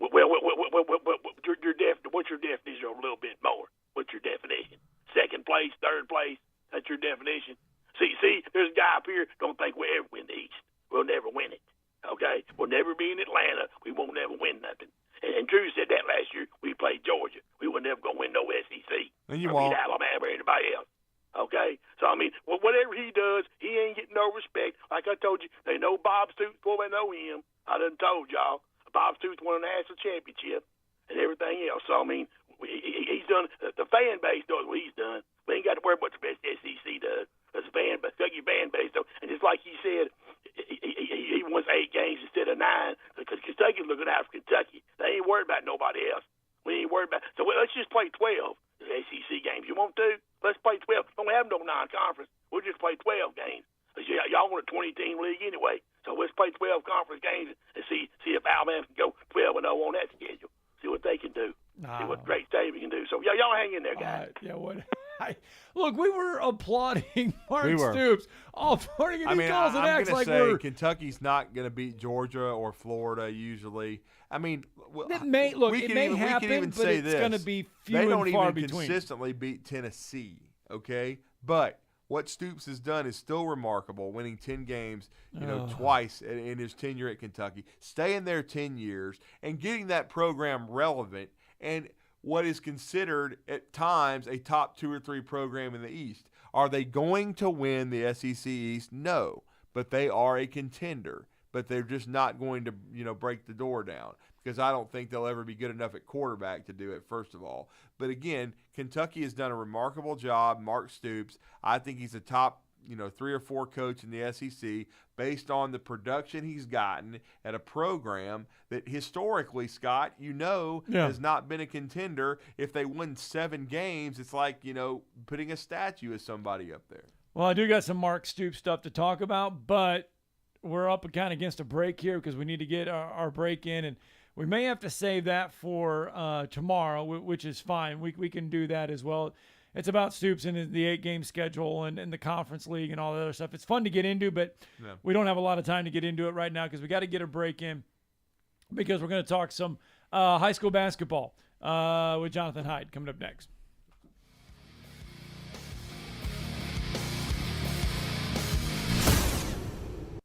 You're listening to Talkin' Ball on 97.7 ESPN, The Zone. If you need a car, McCurry Motors is ready to put you in a quality vehicle, and in-house financing is available. If you have a job, McCurry Motors will work with you even if you have a bankruptcy, divorce, or bad credit. Visit McCurrySaysYes.com. Every car comes with a warranty, and they report to the credit bureau. With 2 locations, Highway 72 in Athens, call 256-230-0232, or Max Luther Drive in Huntsville. Call 256-713-0575. SportsMed is the official team physicians of the Rocket City Trash Pandas. And if the pros trust SportsMed, you can too. SportsMed provides every service you might need for complete orthopedic care, specializing in orthopedic surgery, sports medicine, joint replacement, spine surgery, neurosurgery, and podiatry. And they offer their own brace shop, in-house full-body MRI, physical therapy, walk-in clinic, and so much more. 4 locations and on the web at sportsmedalabama.com. Hey, Dad? Cool if I change this? They may not get each other's music, but they can both get a COVID-19 booster shot. Because the CDC recommends booster shots for people 12 years and older after completion of a primary series. Schedule an appointment as soon as you are eligible. Sponsored by BioNTech and Pfizer. This is Wes Neighbors talking to Chris Haygood of Bob Wallace Appliance. Chris, what sets you apart from other appliance dealerships? Wes, these appliances are going into the most used room in your house, your kitchen. The way we have these appliances displayed, it's easy for you to visualize how they'll look in your home. Wes, what sets us apart is the people. They're well trained. In fact, they live and breathe these appliances. And if you need service, you'll really appreciate our parts department. Contact Bob Wallace Appliance at 256-533-2121. Tom Abraham here from my friend Brian Hamaker and his team at North Alabama Mortgage. Look, buying a home is the biggest purchase you will make in your life, and it can be a bit intimidating, so you want people that can help walk you through the mortgage process and get you the best deal possible. That's what North Alabama Mortgage does, and they do it in Alabama, Tennessee, and Florida, from first-time purchases to refis, conventional, VA, FHA, and USDA loans. They have the solution at North Alabama Mortgage. Visit NorthAlabamaMortgage.com to learn more. That's NorthAlabamaMortgage.com. What's better than Valley Equipment Rental? 2 Valley Equipment Rentals, and that's just what we have now. The original on the South Memorial Parkway between Drake and Airport Road, and their second location on North Memorial Parkway just north of Winchester Road. Valley Equipment is locally owned and has more skid steers, excavators, and lifts than anyone in the area, plus all the small tools that you need to get the job done like a pro. And if you are a pro, you need to check out the new North location now because Valley Equipment has what you need. Learn more at valleyequipmentrents.com. The Braves are rolling through the summer with some huge matchups and must-win battles, and we'll bring you every pitch. High fly ball. Forget about it. It's another home run for Acuna. Tonight, the huge National League matchups roll on from Truist Park as Matt Olson and the Braves square off against the San Francisco Giants. Braves Radio goes on the air at 6:05 Eastern, 5:05 Central on the Braves Radio Network. Looks like we're all clear accident-wise, not finding any major snags there at all. Just a lot of folks in last-minute dash mode this morning trying to make it in on time. You be careful if you're part of that group. No hose, no mask. You could ask Dr. Sandman, that's Dr. Sandlin, for the medically proven benefits of the Somnodent for sleep apnea and for snoring. Dr. Sandlin, 350-CARE. Captain Nick in the Jordan Lane, Popeyes Skywatch Traffic Center. Hey, North Alabama, this is Chuck Oliver. We've got college football all over the place, and we wouldn't have it any other way. Where would this college be without football? Listen to me weekdays at noon on 97.7 ESPN The Zone. This is Eli Gold, voice of the Alabama Crimson Tide. Now more of Talkin' Ball with Scott Tyson and Drew DeArmond on your home for Crimson Tide Sports 97.7 ESPN The Zone. Roll Tide. All right, welcome back. Talking Ball 97.7 ESPN The Zone. Scott Tyson, Drew DeArmond with you until 9 a.m. on a Tuesday morning. And welcome back into the program. It's been a fun day so far. Told you we had a lot of good stuff to get through, a lot of good conversation to get through. Now it's time for us to bring in our second guest of the morning here on 97.7 ESPN The Zone. Yeah, absolutely, man. This dude was ahead of his time when he was on the court for the Guntersville Wildcats in the mid to late 90s. He was a 4-year starter from 9th grade to his senior year, and back then that was uncommon. Played for Phillip Colley, played for a state championship at Guntersville High School, went on to be a really good player in the GSC at West Georgia, and now has opened one of the most unique facilities in all of North Alabama. I was a part of that for 4 days, Supreme Courts, and you can follow them, S Courts on Twitter, at S Courts, and Gville, at S Courts Gville, and also on Instagram, all forms of social media, on Facebook. But this facility is remarkable. They're going to have another play date today. A lot of star power coming to Guntersville, the scenic Lake City. That's where my parents are now retired, a beautiful city, have a lot of family there. But Jonathan Hyde is joining us now on the Neighbors Wealth Management Hotline, and he has built this facility. It's going to be 5 years old in August. He and Shane McFry do a remarkable job putting on play dates throughout the week, Monday through Friday. This place is jumping. And that's going to be jumping today, and he's going to join us and talk about Supreme Courts now on the Neighbors Wealth Management Hotline. Jonathan, welcome. You're with Drew DeArmond, Scott Tyson on ESPN 97.7 The Zone. How are you? Doing well. Appreciate you guys having me. Yes, sir. And talk about your vision for this, because this kind of facility is kind of uncommon. We don't have one here in the Rocket City. We have a lot of great facilities here, but we don't have something like that you've put together in Guntersville. I know Guntersville is growing exponentially, just like the Rocket City is. A lot of new ball fields being put in. We've talked about the Sand Mountain Amphitheater, but your facility is very unique for basketball, volleyball, a lot of action. In the summer, in June now, this month, has become huge for you and huge for Supreme Courts. Yeah, June is a huge month for us. We had little over 900 teams come in town to play. Like today, we got a huge day. We got what I think is 5 of the top 10 teams in the state here, some unbelievable matchups all day. I think we have 80 games total on our roster, our slate today. So looking forward to watching some good ball. No question. And Jonathan, talk about with our listeners how what a process it is to coordinate something like that. 80 games in a day. I know they're not all at Supreme Courts, but you guys have to set up locations, get these. You have an excellent staff there and a lot of people that do their jobs and put this in motion. But 80 games in a day is quite remarkable and quite an undertaking. It's a huge undertaking. I couldn't do it without staff, and Shane McFred does an unbelievable job. He books it, goes out, he communicates, finds the matchups, does an unbelievable job to create the unbelievable June, great June for us. Obviously the gym's packed, and we get to watch some great athletes play basketball. Where did this vision come from? I just realized that the kids were starving for something, for the training, for games.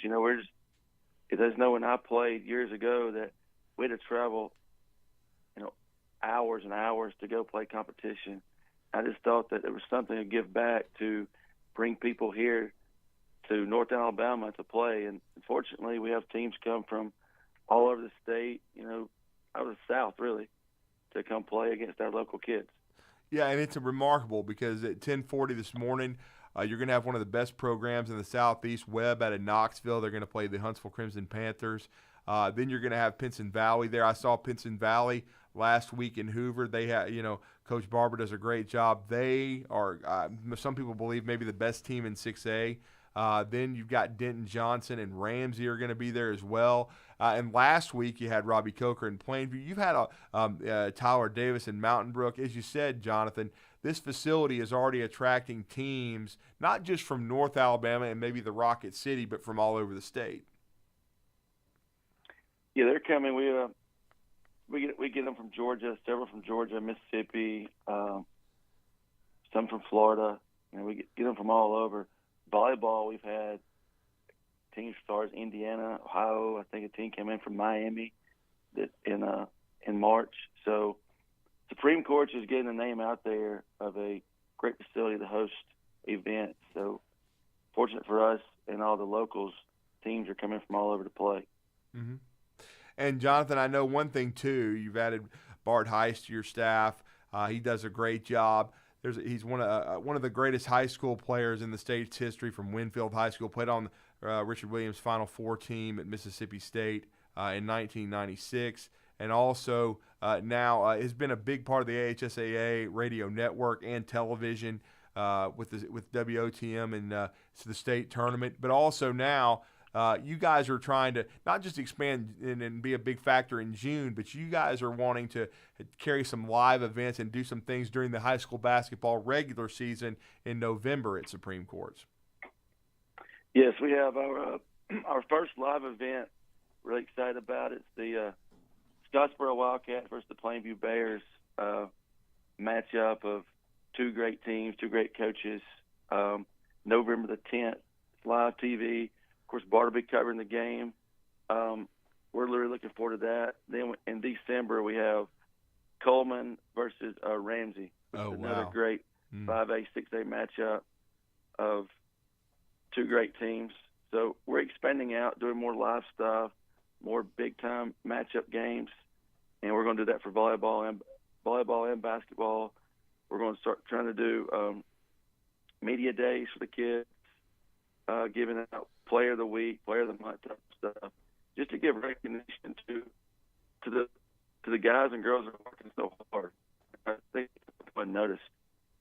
Yeah, and that's huge. I mean, and as you said, let's emphasize that this is you're doing this for both men's and women's basketball, also for these individual workouts for these young people to get not just the coaches' exposure but the players' exposure as well. Yes, we just got through working out. Bart and I had I think 16 kids in the gym this morning, working on some jump stops, finishing higher shots, just get them in the gym, ball handling. Bart does an amazing job with that. Brian DeMott with Shooter's Paradise, he comes in, does his clinics and workouts. He does a phenomenal job. So we have a great staff of booking games for training. I mean, we kind of got full circle now. So it's great to have all those guys in the gym. Yeah, there's no doubt about it. And then like today's play date, when you get star power like Huntsville High, I got a chance to have a really good team in 7A, nearly winning a 5A title, Ramsey last year. Denton Johnson's been knocking on that door.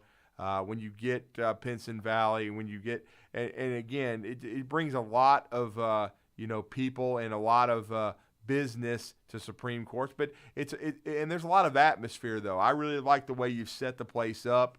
There's bleachers on both sides of the floor, a lot of energy in the gym. It's a lot of fun to get out there and see a lot of great basketball on 3 full-length floors. And we even told the story of how you pulled that off with getting the 2006 Florida Gators floor on the one on the far end at the end of your facility. It's a really remarkable place to watch games, Jonathan.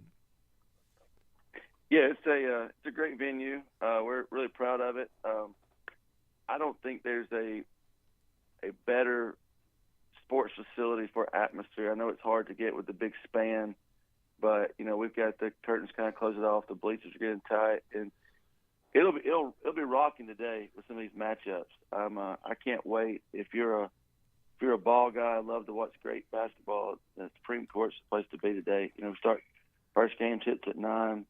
And we're excited. We're excited about it.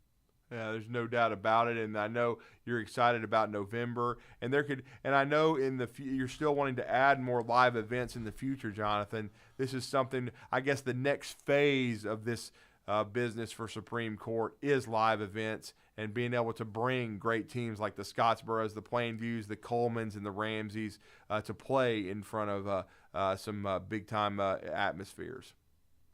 Yeah, for sure. We're going to add a few girls matchups also, and look to probably add at least 1 or 2 more.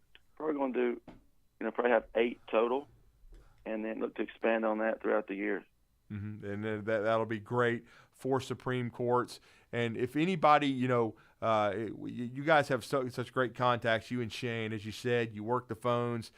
And let's also let the listeners know, this is not just varsity girls and boys teams you guys allow to play at at your facility. You guys also feature JV, freshmen, and I even saw when I was over there with you the first couple of days, a high-level middle school game that you allow these young people to come compete. Oh, yeah, sure. In June, we go all the way down to 7th grade, boys and girls, in our travel stuff, and then our winter leagues, SYBL, we go as low as 2nd grade. So, we can have the youngsters in here. It's not just for the high school, the elite teams at all. In fact, we want to get a wide variety of everybody in the gym. Mm-hmm. That is very significant, no doubt about that, going all the way down to even the elementary school age young people. They get a chance to compete over at Supreme Courts.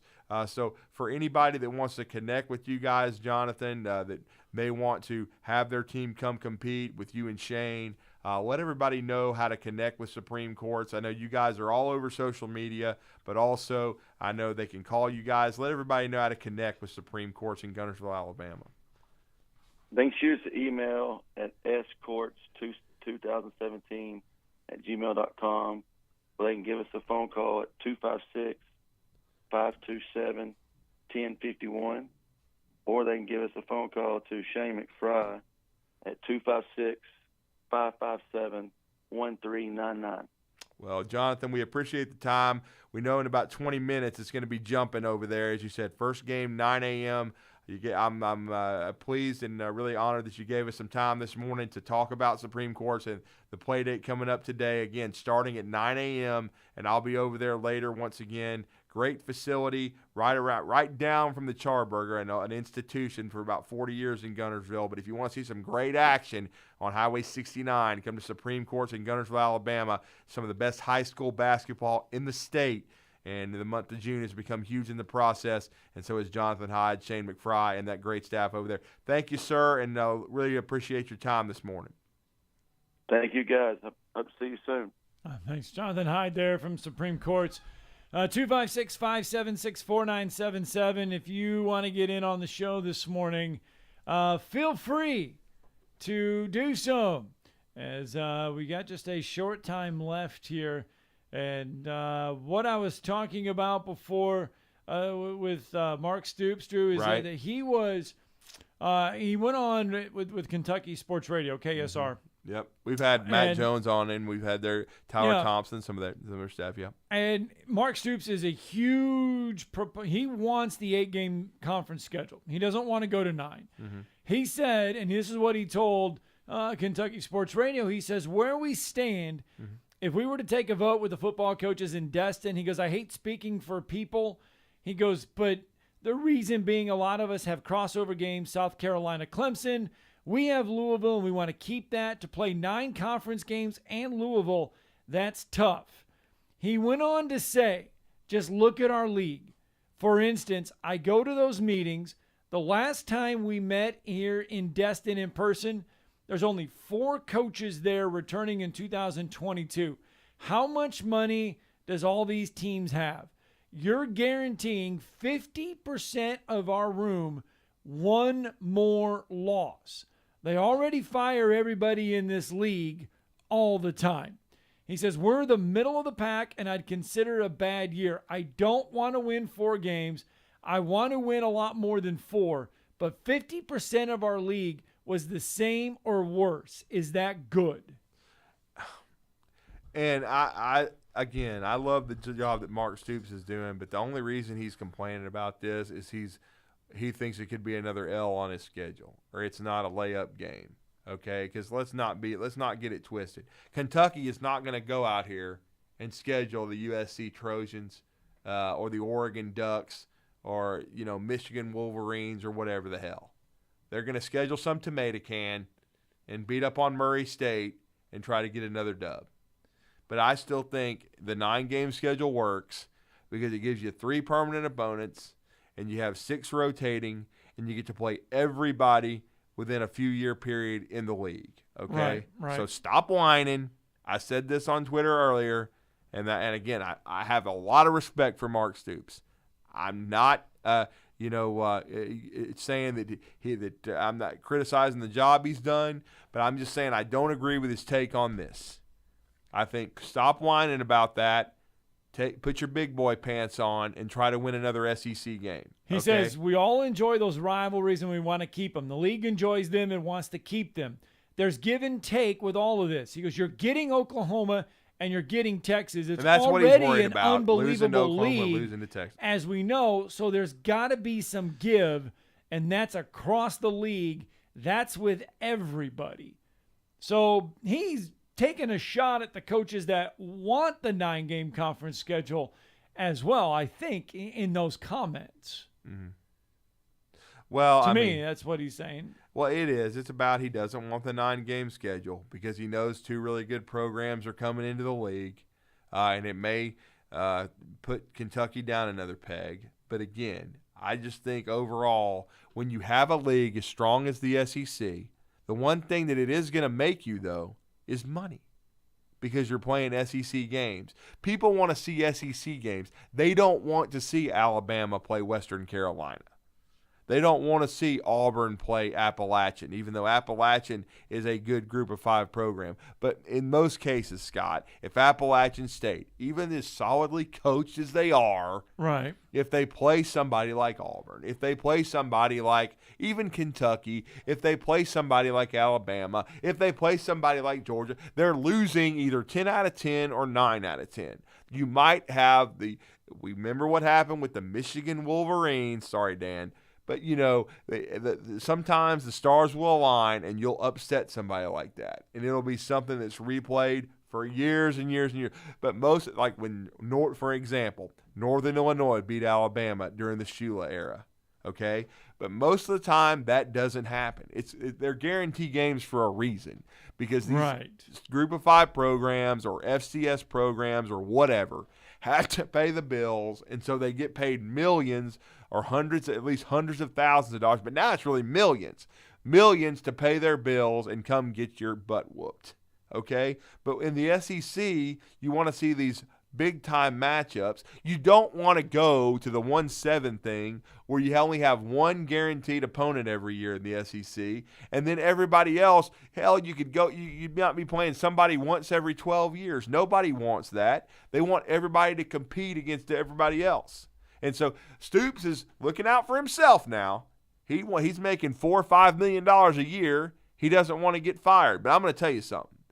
He's at a school right now. If he for the next 10 years, say he averages 7 or 8 a year, I'm talking about wins. Even if he doesn't win 10 anymore, if he can go to a bowl every year, Scott, right, and average 7 to 8 wins a year, he can retire there. And they might even, you heard Jeff earlier, this year he's going to pass Coach Bryant and be the winningest coach in Kentucky history. So he'll have a statue of himself out there, man. Maybe a street named after him. But I'm just saying, look, I think the 3-6 and the 9-game schedule is better. It's better for the league. And Nick Saban has said it for years, and I completely agree with it. And I know there's a lot of pressure in the SEC, but let's not feel sorry for these people. Ed Ogeron got fired, so what? He got millions. You're getting millions in buyouts to go away. It's not like you even ever have to work again, ever. Okay? So it's not like it's some bad thing to get fired from your job in the SEC. If you get one of these plum jobs, you're set for life because even Kentucky is paying $4 or $5 million. Look at the explosion of salaries. I think Leach is making $4 million, Scott. Right. At Mississippi State. They're all making big money. So, again, the money is there. If you lose, somebody is eventually going to get fired. $5 million for Mike Leach. $5 million. Even five. So yeah, $5 million. We even undersold it. This $5 is year million. 3 for Mike Leach. Yes. By the way. $5 million. Yeah. So Mike Leach is never going to have to work again in his life, and he can have a podcast that everybody will listen to because there's no telling what he's going to say. But $5 million a year. So I'm not feeling sorry for some of these coaches when they face this pressure and they may get the zig. By the way, Matt Hayes says, though, if Mike Leach doesn't produce this year, it could be bye-bye for Mike Leach. Okay, that's another stupid thing he said. I mean, come on. Bye-bye? They're not going to fire him. What has he done? He's actually done a decent job there. What are you talking about? He's an idiot. Shut him up. Why does people employ that moron? Good Lord, he's terrible. His takes are pathetic. Shut up. Good grief, you idiot. I was trying to find Mike Leach's record here real fast. Let's get a break in. When we come back, we'll fill you in on the rest of that. When we come back. You're listening to Talkin' Ball on 97.7 ESPN, The Zone.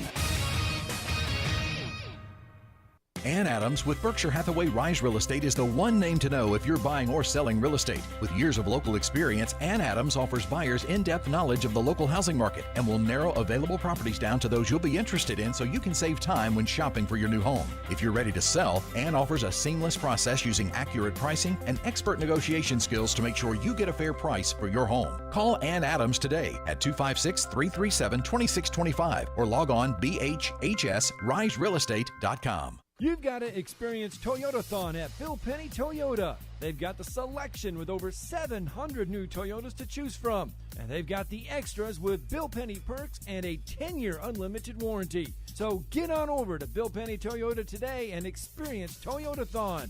Bill Penny Toyota in Huntsville and online at BillPennyToyota.com. Bill Penny's Toyota 10-year unlimited warranty is valid through the 10th year of ownership. Valid on new vehicles only. See dealer for details. If you're ready to lower your utility bills, it's time to call Eagle Insulation. Eagle can handle it all. Attic re-insulation, insulation removal, wall insulation, and new construction insulation, commercial and residential. Our primary goal is to save you money, and lots of it. Typical clients realize their return on investment within 3 to 6 months. That means the re-insulation actually pays for itself and then some. See if we can help you. Contact Eagle Insulation today, 256-755-1556, or log on insulatewitheagle.com. This is Wes Neighbors talking to Chris Haygood of Bob Wallace Appliance. Chris, what sets you apart from other appliance dealerships? Wes, these appliances are going into the most used room in your house, your kitchen. The way we have these appliances displayed, it's easy for you to visualize how they'll look in your home. Wes, what sets us apart is the people. They're well trained. In fact, they live and breathe these appliances. And if you need service, you'll really appreciate our parts department. Contact Bob Wallace Appliance at 256-533-2121. In 1982, Bob Baumhauer introduced Alabama to the Buffalo Wild Wing, and quite frankly, we've never been the same. Back then, it was Wings and Things in Tuscaloosa, but now, 40 years later, after 4 name changes, Baumhauer's Victory Grill is the #1 sports-themed restaurant in the state. Bob's Alabama Hot Chicken is something that has to be tried to believe, plus the new Bam Bam Chicken and the Louisiana-style Go Fish, a whitefish over rice topped with shrimp etouffee. And Baumhauer's is fighting inflation with some new affordable favorites. Visit Baumhauer's on the South Parkway today.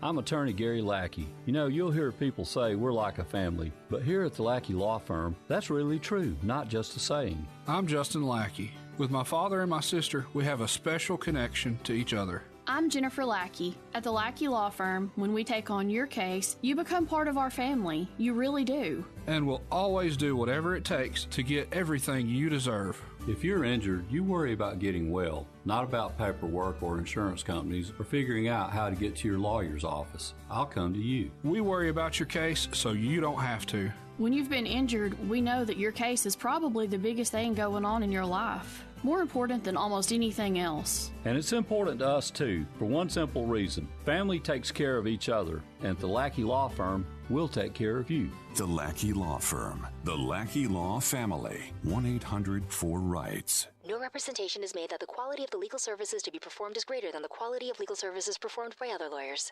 Good morning. We're beginning to wind it down quickly now. Haven't picked up anything new accident-wise. Everything from earlier should be out of the way. It looks like most everybody running in last-minute dash mode this morning is going to be in on time. Cajun Rice is back at Popeyes. Get you some. And their 11-piece chicken family meal with 2 sides and 5 biscuits is now only $22.99. Popeyes University in Jordan, 72 in Jeff and North Parkway. Captain Nick in the Popeyes Skywatch Traffic Center. This segment of Talkin' Ball is brought to you by University Kia, the #1 volume Kia dealer in the state of Alabama. Located online at universitykia.com.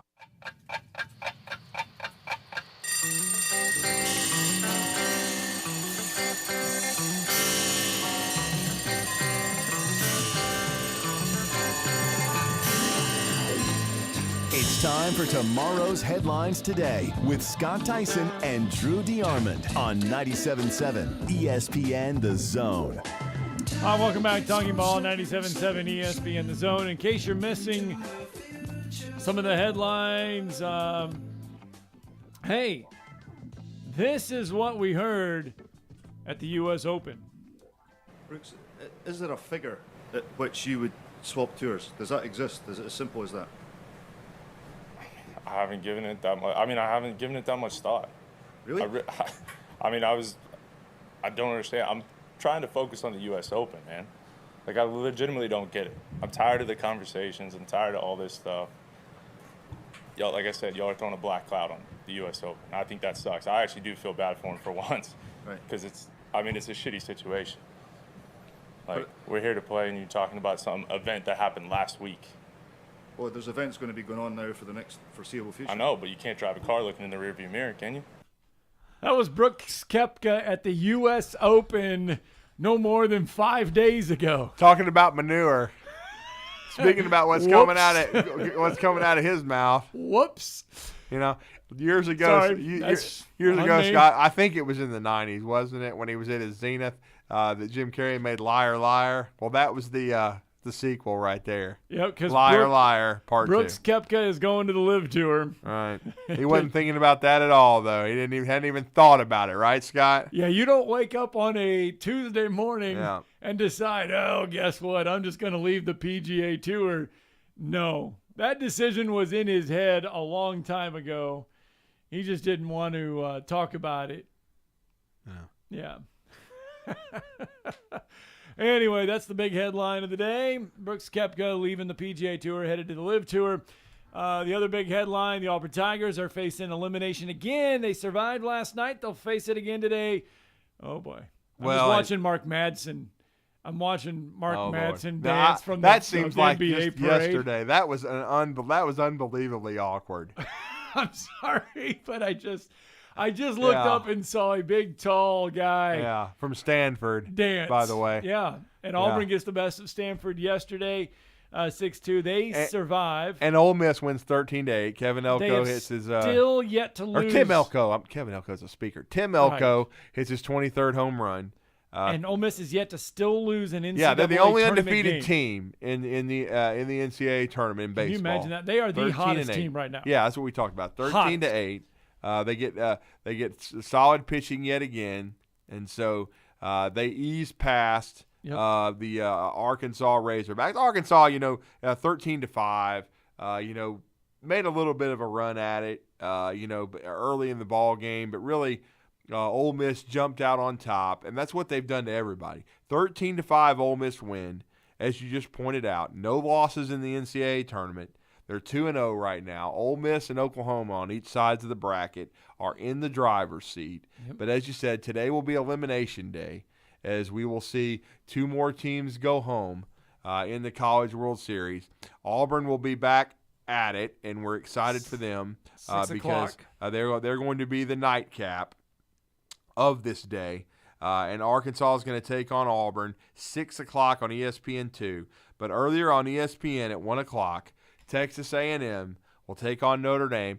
Going to be a big Aggies fan today in baseball, not in football, because you'd like to see the SEC send Notre Dame home. Yes. And Jim Schlossnagle and his guys advance to the Final Four, where you got a chance to potentially have, once again, as we said, four of the Final Five, but then when it's all said and done, the Final Four is decided, 3 of the Final 4 being SEC teams. So SEC's dominated. We hope to see more of it today. We know we're going to get one finalist from the SEC, but Texas A&M still gives an outside shot. You talked about it, Scott. I think it'd be, the 5th time ever we were saying that there would be 2 SEC teams in the College World Finals, or it would be 4th? Be the 4th. It would be 4th. Okay, 4th time.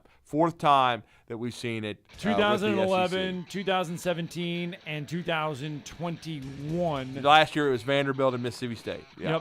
Yep. And by the way, in 2011, it was SEC East, South Carolina, Florida. Yeah. 17, it was East and West, Florida, LSU. Mm-hmm. Last year in 21, it was East and West, Mississippi State and Vanderbilt. That's right. It would be the first time it would be all West. Mm-hmm. So it's going to be West no matter what, because there's only 4 of the teams Final 5 might be SEC Western Division teams. Now, if Texas A&M does lose, though, you can expect a phone call from Ross Bjork and Dirtneck, probably complaining about the umpiring or some kind of rule that they want changed. We appreciate Jonathan Hyde and Rodney Orr. We appreciate it. Yeah. All right, guys. We'll be back at it Wednesday edition tomorrow morning, 7 o'clock.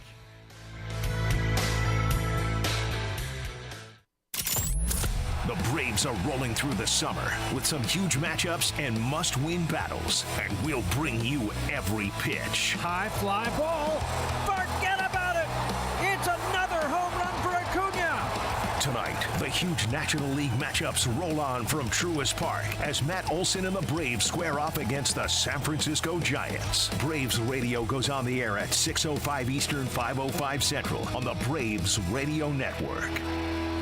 Tom Luganbill here for my friends at Woody Anderson Ford. Bobby White and his team take great pride in their service department, and you can see it the moment you walk into those beautiful new service lanes. And just like a championship team, they all work together to make sure your experience is second to none, whether you drive a Ford or not. Also, check out the gold certified pre-owned inventory at Woody Anderson Ford for great deals every day. Stop by and see them at Jordan and Sparkman or at Woody Anderson of Madison on Hughes Road, or visit WoodyAndersonFord.com. Like a ball of wax. Wax job? Hey, no one said nothing about a wax job, okay? Quit being a wise guy. Dollar Shave Club, for a noticeably smooth shave. Find us in stores. WZZN, Union Grove, Huntsville, Alabama. 97.7 ESPN, The Zone. This is SportsCenter.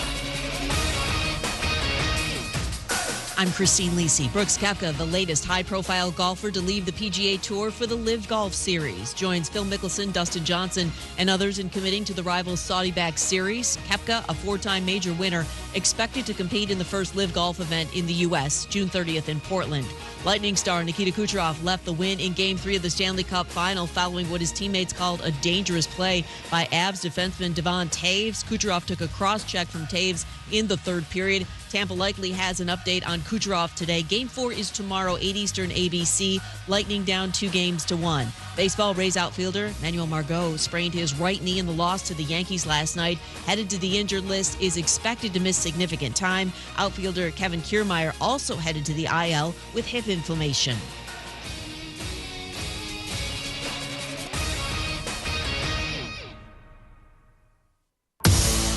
From the ESPN studios at Pier 17 in the Seaport District of New York City, this is Greeny with Mike Greenberg on ESPN Radio, the ESPN app, and on ESPN Plus.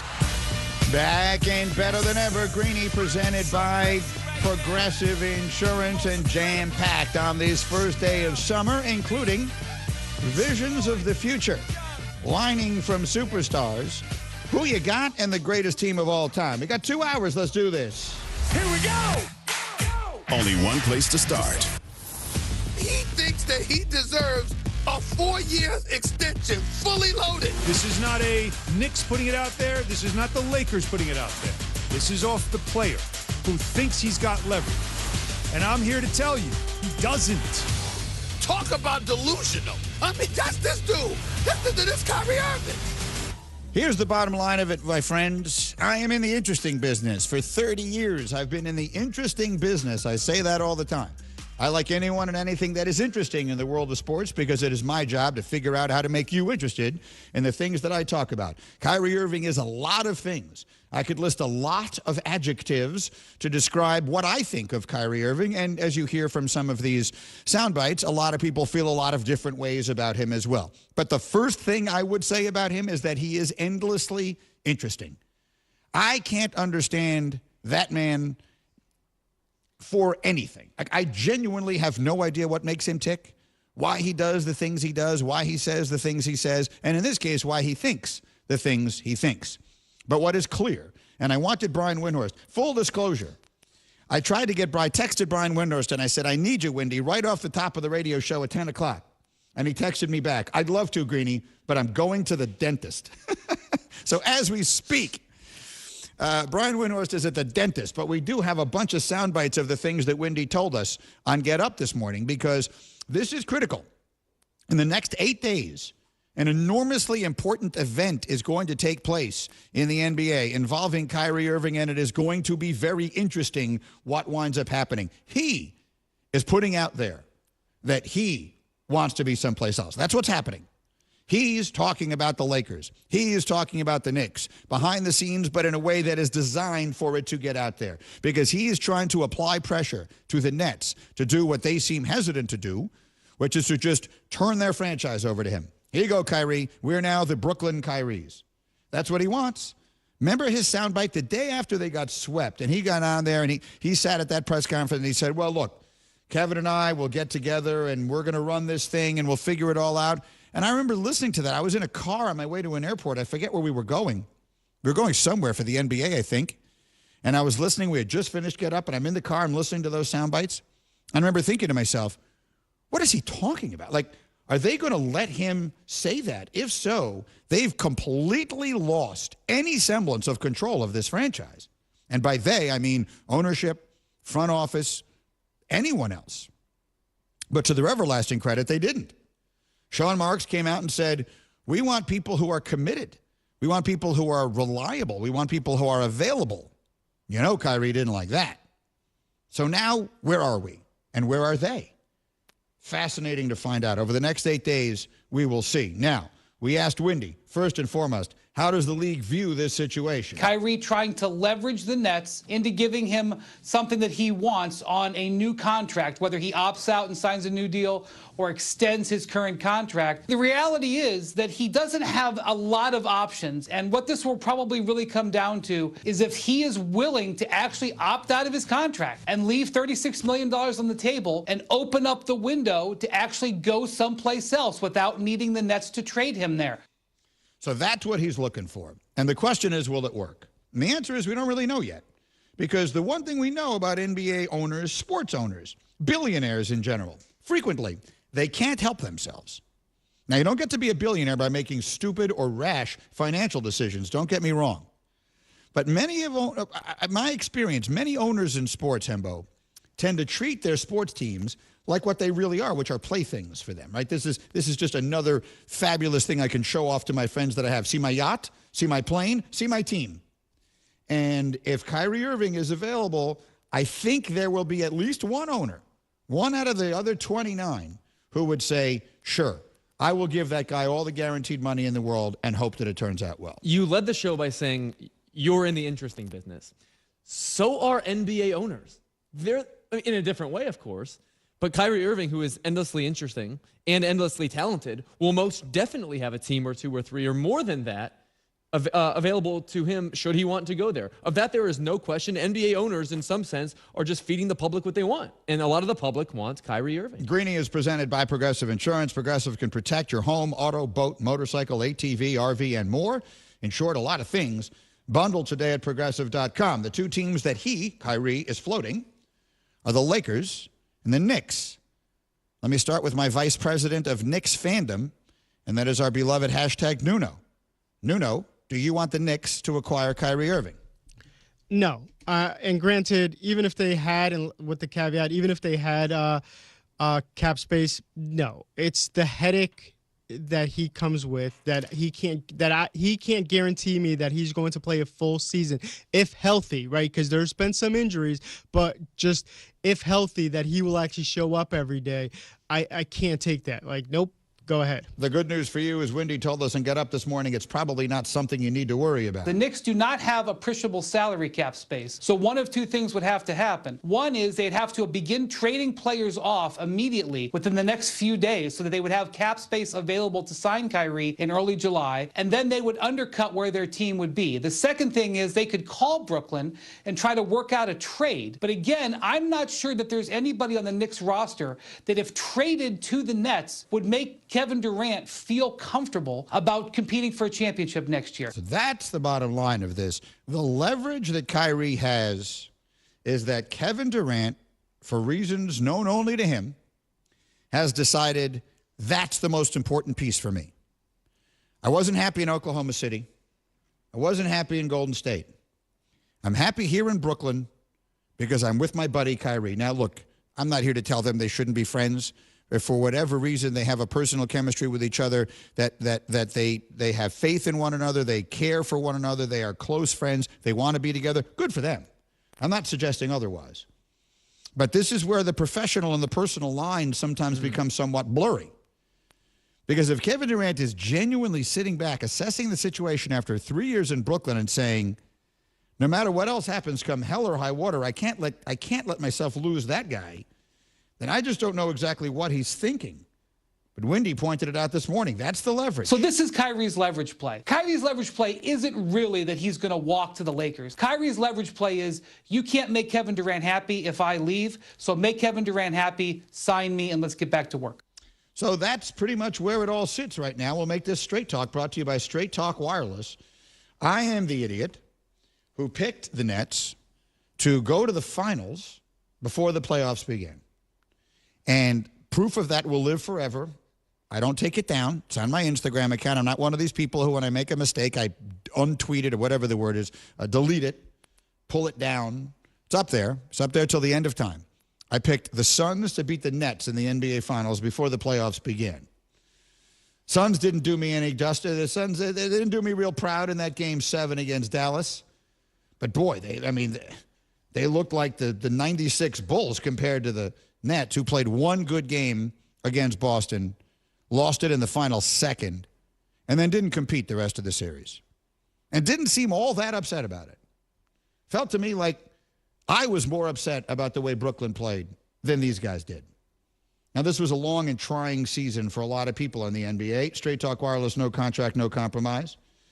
COVID was a complication. It's a terrible choice of words. COVID was a major issue, well beyond basketball, obviously, but we all saw the impact it had on the NBA, and nowhere more than in New York, where we had the rules that we had, and in Brooklyn and Kyrie and the decisions he made. So maybe there was a degree, and maybe it is even understandable, that there would have been a degree of relief that it was over for the Nets. But where are they? You're Kevin Durant. You're maybe Kyrie Irving. You're maybe Ben Simmons. And I say that because when Legler mentioned that they had Ben Simmons this morning, in all honesty, it reminded me of that. Like when he first said that, he said, well, they've got the 3 stars. And I said, wait a minute. Harden's gone. Who's the third one? I forgot Ben Simmons was on the Nets, to be completely honest with you. So did he. Yeah, well, I mean, he's never been on the Nets. So I don't know what's going to happen there. But I do know that anyone who's, if any franchise, and I'm not counting a man's money, but if any franchise guarantees Kyrie Irving control of what happens over the next 4 or 5 years, which is what it's doing, it's not just the money. You give a guy a guaranteed max extension, you're basically now beholden to him. The power structure is exclusively one way, and it's that way. So if you do that, you deserve what happens to you. I think that you could argue that over the last 5 years or so, Kyrie Irving is the most powerful person in the NBA. Just follow my logic trail for 1 second. So his decision to leave Cleveland gave them no chance to beat the Warriors in the 2018 finals. It also gave LeBron no choice but to leave Cleveland. That produced a championship for the Lakers. I think it's now clear that his presence in Boston sort of stunted the growth of their young stars, and they proved that this season. And most importantly, I think his influence on Kevin Durant has sullied the reputation of a player who was once considered basketball royalty. So that's 5 teams over 5 years completely altered by this one man's decisions. That's just kind of a wild way to look at it. It is, and it is also a perfect illustration of what I was saying a moment ago, and that is that if you allow him to be in control, you deserve what you get. Now, if he just comes back for this 1 year that he has, if he opts in and they are only beholden to each other for 1 year, great. Let's see what happens. Let's try and win a championship, which, as insane as this sounds, with Kevin Durant, Kyrie Irving, and a healthy Ben Simmons, in theory, they could do. Have you seen the odds lately? I've not seen You've the not odds. seen the odds lately. I'm going to tell you now, or do you want to save it for the next block? Meaning the odds on what? To win the East, to win the championship next season. So from the way you're saying that, it is obvious to me that the odds tell a fascinating story one way or the other. They do. Here's what I'm going to guess. I'm going to guess that the odds say the Nets are the favorite to win the East next year. That's correct. Yeah. The Nets and the Celtics are co-favorites to win the East next year, despite all this. Look, as insane as that might sound in this moment, it does make sense. Kevin Durant, for all of the questionable decisions he has made, remains in the argument for being the best player in the league. Like, we forgot about him, and it's very easy right now to say Giannis is the best player, and Luka is on his way, and all these other guys. But Kevin Durant cannot be left out of that discussion. You just mentioned that series against the Celtics, the sweep. Did he look like the best player in the world to you in that series? But when you watch that Celtic defense and what they did the rest of the way, did you and I know the Celtics are going to wind up in the finals? Now, Steph scored 30 a game against them, but Steph's game is so different.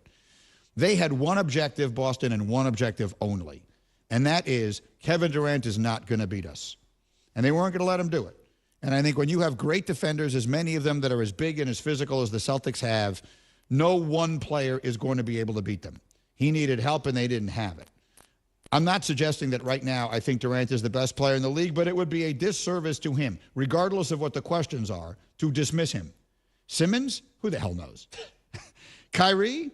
Who the hell knows? But we're going to start finding out over the next 8 days. Remember the first time you discovered something amazing? What if that could happen to you with your job?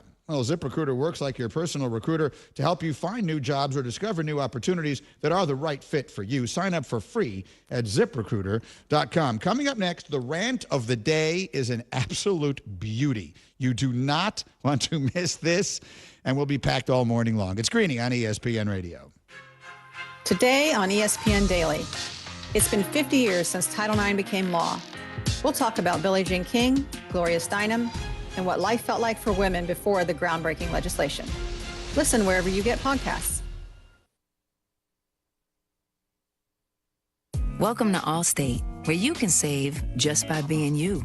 DriveWise and the Allstate mobile app gives you personalized driving feedback. And by adding it to your policy, you can save for driving safe just by being yourself. Allstate. Here, better protection costs a whole lot less. You're in good hands with Allstate. Click, call, or visit allstate.com to save today. Not available in every state. Savings based on DriveWise and other safe driving discounts. Savings vary. Subject to terms and conditions. Allstate Fire and Casualty Insurance Company and affiliates, Northbrook, Illinois.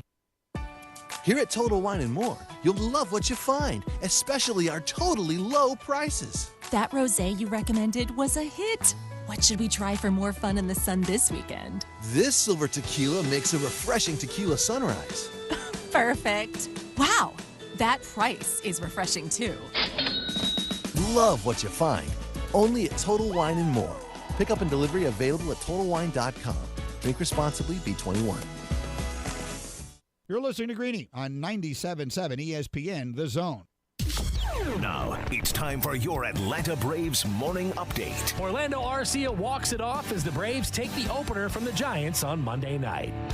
A-list season ticket members receive the best seats at the lowest prices. First access to postseason tickets and so much more. Learn more at Braves.com/A-list. Monday night at Truist Park, the Braves opened up a 7-game homestand with a 2-1 walk-off victory over the visiting Giants. The Atlanta offense got a run in the bottom of the second on a solo home run from Travis d'Arnaud, his 10th of the season, that traveled 418 feet to left field. It would remain a 1-1 game all the way into the top of the 8th as Austin Slater delivered an RBI single that tied it off of Will Smith, who replaced Max Fried. For Fried, he did not factor in the decision despite allowing just 1 run on 5 hits over 7 innings with a pair of walks and 8 strikeouts. The game would go to the bottom of the 9th and was tied at 1 with 2 on and 2 down in the bottom of the inning. 2-0 pitch. Ground ball, left side and through, a base hit. Around third comes Goslin coming to the plate, and he will score! Braves win! For Arcia, it marked his second walk-off of the season as the Braves go back to 10 games over 500, 39-29. Braves will look to make it 9 straight wins at home coming up tonight as it'll be Spencer Strider taking the mound. And as always, hear all the action live from Truist Park. First pitch tonight is set for 7:20 p.m. Eastern. I'm Kevin McAlpin, and this has been your Braves Radio Network Morning Update. Hey, I'm Ariana. A little thing I love about the Chick-fil-A Spicy Southwest Salad is when I take a bite, it's like, wow. I'm getting a punch from the roasted corn. I'm getting a kick from the spicy chicken. It's just great. Hi, this is Tori. A little thing I love about the Chick-fil-A Cobb salad is the avocado lime dressing. It adds to the chicken, the bacon, and the roasted corn. It takes the salad to a whole nother level. Order a salad for delivery on the Chick-fil-A app today. Real guests paid for their testimonials. At Bad Daddy's Burger Bar, people call the award-winning burgers totally insane, which is a compliment because Bad Daddy's Burgers are just that, chef-inspired expressions of pure burger amazingness built with premium Angus beef. They're bold and they're bad. Pair one with one of their signature cocktails or assortment of local craft brews. Bad Daddy's Burger Bar, 2317 Memorial Parkway. Check out our menu and even order online at BadDaddy'sBurgerBar.com.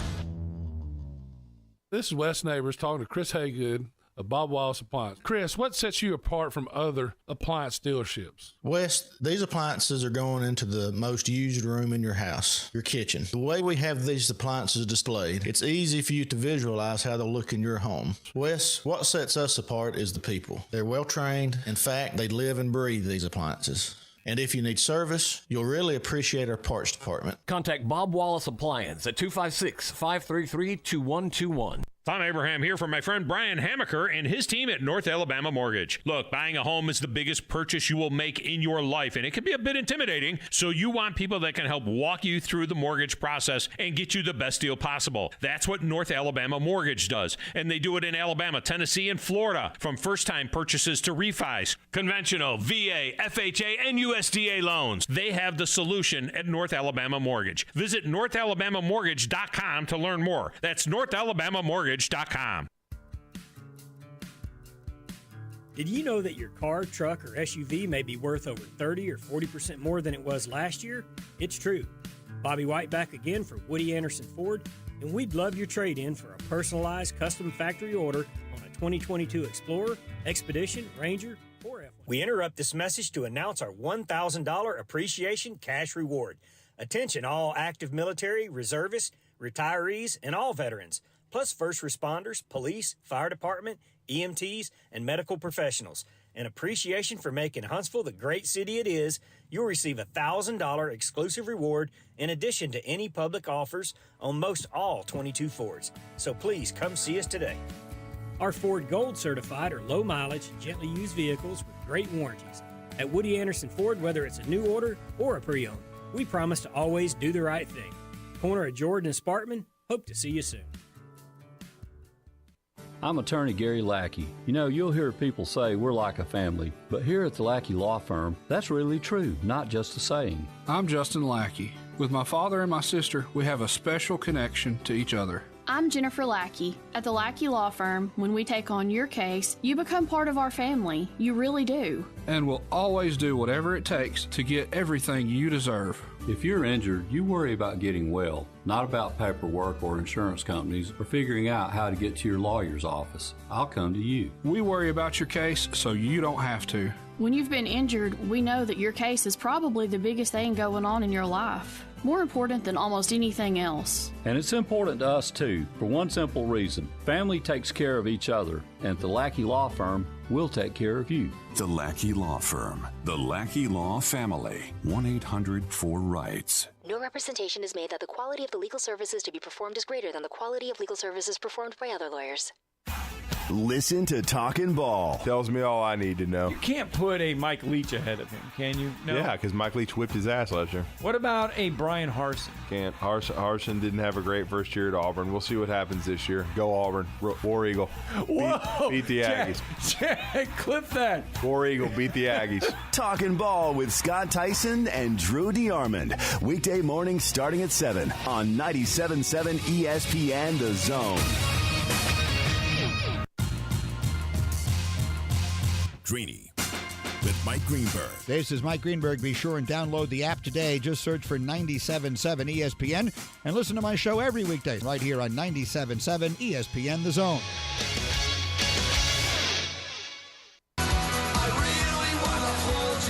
All right, Greeny with you here, presented by Progressive Insurance. The rant of the day brought a smile to my face this morning and to the face of my main man, Hembo, in our office. Before we got started, we'll see if you like it in 30 seconds after this word from ZipRecruiter. Remember the first time you discovered something amazing? Like when you saw your first summer blockbuster in a theater or watched your favorite band live in concert? What if that could happen to you with your job? Maybe there's a job that was made for you. ZipRecruiter can help you find it. Like a personal recruiter, ZipRecruiter works for you to find a great job or discover new opportunities that are the right fit for you. ZipRecruiter also pitches your profile to employers. They can invite you to apply for jobs. Sign up for free at ZipRecruiter.com. All right, with the assembled members of the hashtag crew around us, hashtag Nuno, hashtag Bubba, hashtag Hembo, I am hashtag Greeny. And it is time for the rant of the day. And it comes from our old friend, Chris Mad Dog Russo. So he's hosting his radio show there on Mad Dog Radio on Sirius XM. And I want to explain to you what it is because it's funny. So a caller named Jason calls in. Chris is introducing him. They're talking, my understanding is, about golf. So the conversation's about golf. The caller wants to talk about golf. The caller is from Madison, Wisconsin. That happens to be where Chris's son goes to college. It gets Chris thinking about something entirely different. But my favorite part of it is how he then gives the floor to the caller at the end. I'm setting that all up so that you will understand what to listen for at the end. But this is classic Mad Dog on Sirius XM. Here we go. We'll get Jason in Madison, Wisconsin. And speaking of Madison, Colin Russo did not get home this weekend, so I got a burr up my fanny on Delta Airlines. Delta for the birds. The airline should be embarrassed. I'm getting off the deep end here, but the airline should be embarrassed that all of America couldn't fly anywhere for the last 3 or 4 days. 22% of flights canceled on Thursday, 18% of flights canceled on Friday. Hey, Delta, I don't need an apology to NBC. You know, your job is to make sure you get a plane in Madison, Wisconsin and get my kid home for Father's Day weekend. Go ahead, Jay. That is the best. That's the best part. How would you like to be Jason in Madison, Wisconsin, who was called up to ask a question or offer a comment and have to follow that? Now, having said that, and again, I want to save this one forever. Go ahead, Jay. Go ahead, Jay.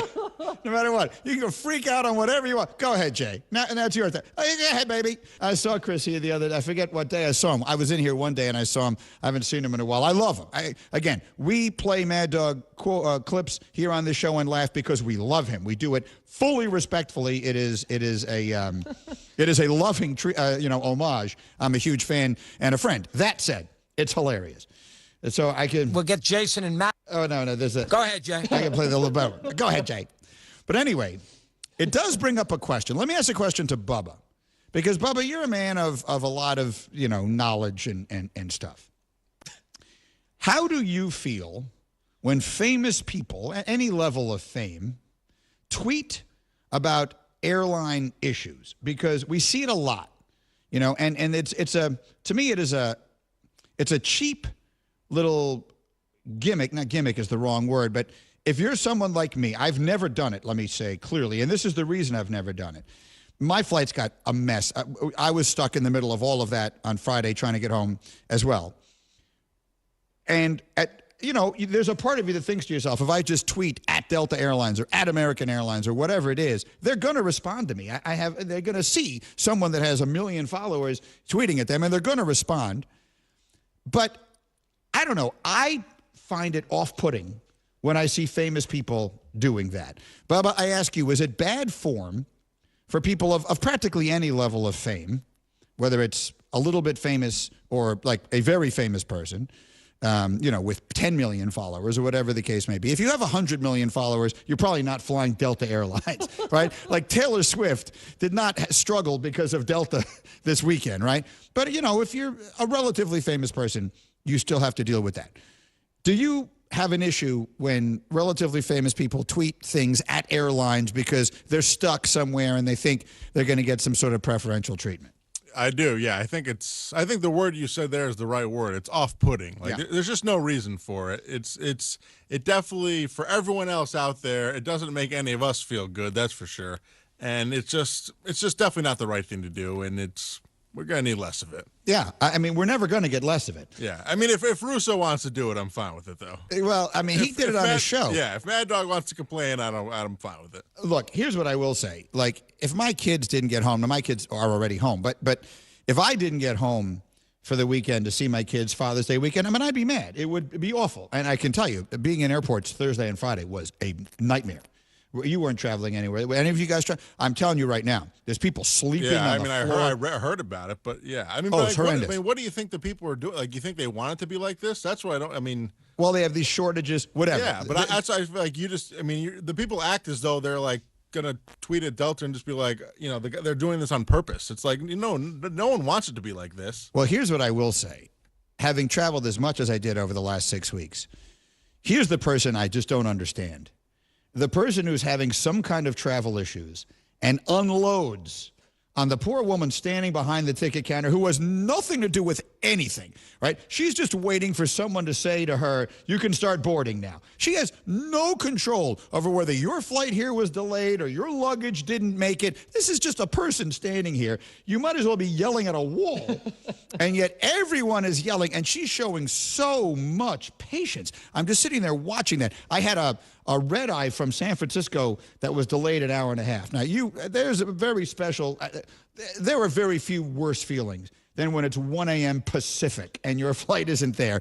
So I get it. I felt awful like everybody else felt awful. But I'm not yelling at this poor, in this case it was a guy, this poor guy standing there who was just, what can he do about it? Yeah, what is it going to accomplish? That's what I was like. Well, exactly. Like you might aside as from well just yell it at a wall. Letting out a little steam, I guess. But maybe that's what they should do. They should create something at an airport where you can just go in and yell. That's genius. A shouting room. Yeah, That's because genius. don't do it at a person, but just go to a spot where you can just yell. Is there an app for this? We need an app. That's for what this. that's what they got to create at the airport now. I they think have the lounges where you can hang out, drink, get food, but now they got to create a yelling lounge With like cutouts of employees. Yeah, that you just can, have little. I think that's a brilliant idea. Yeah. I have You are a something. visionary. But like, I think employees should be able, and I'm being kind of sarcastic here, Oh, punch God. the guy in the face that says, "Hey, do you know who I am?" When like, sorry, everyone is struggling. The flight has been delayed, and there's that one guy who sits there, and we've seen the videos a lot.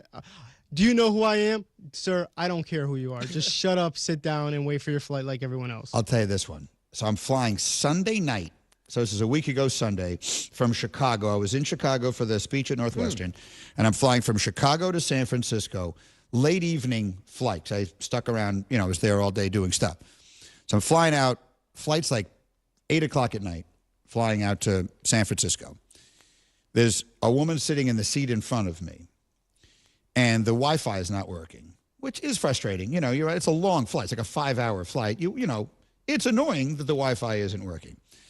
This woman in front of me calls over the flight attendant and wears her out, is just yelling at her how this is the third consecutive flight she's been on with this airline, that Wi-Fi doesn't work. And I actually, from the seat behind her, almost said, what do you want her to do about it right now? Why are you yelling at this woman that you had 2 previous flights where the Wi-Fi didn't work? Do you think that this person here is responsible for that? And this woman, this flight attendant, was so incredibly patient.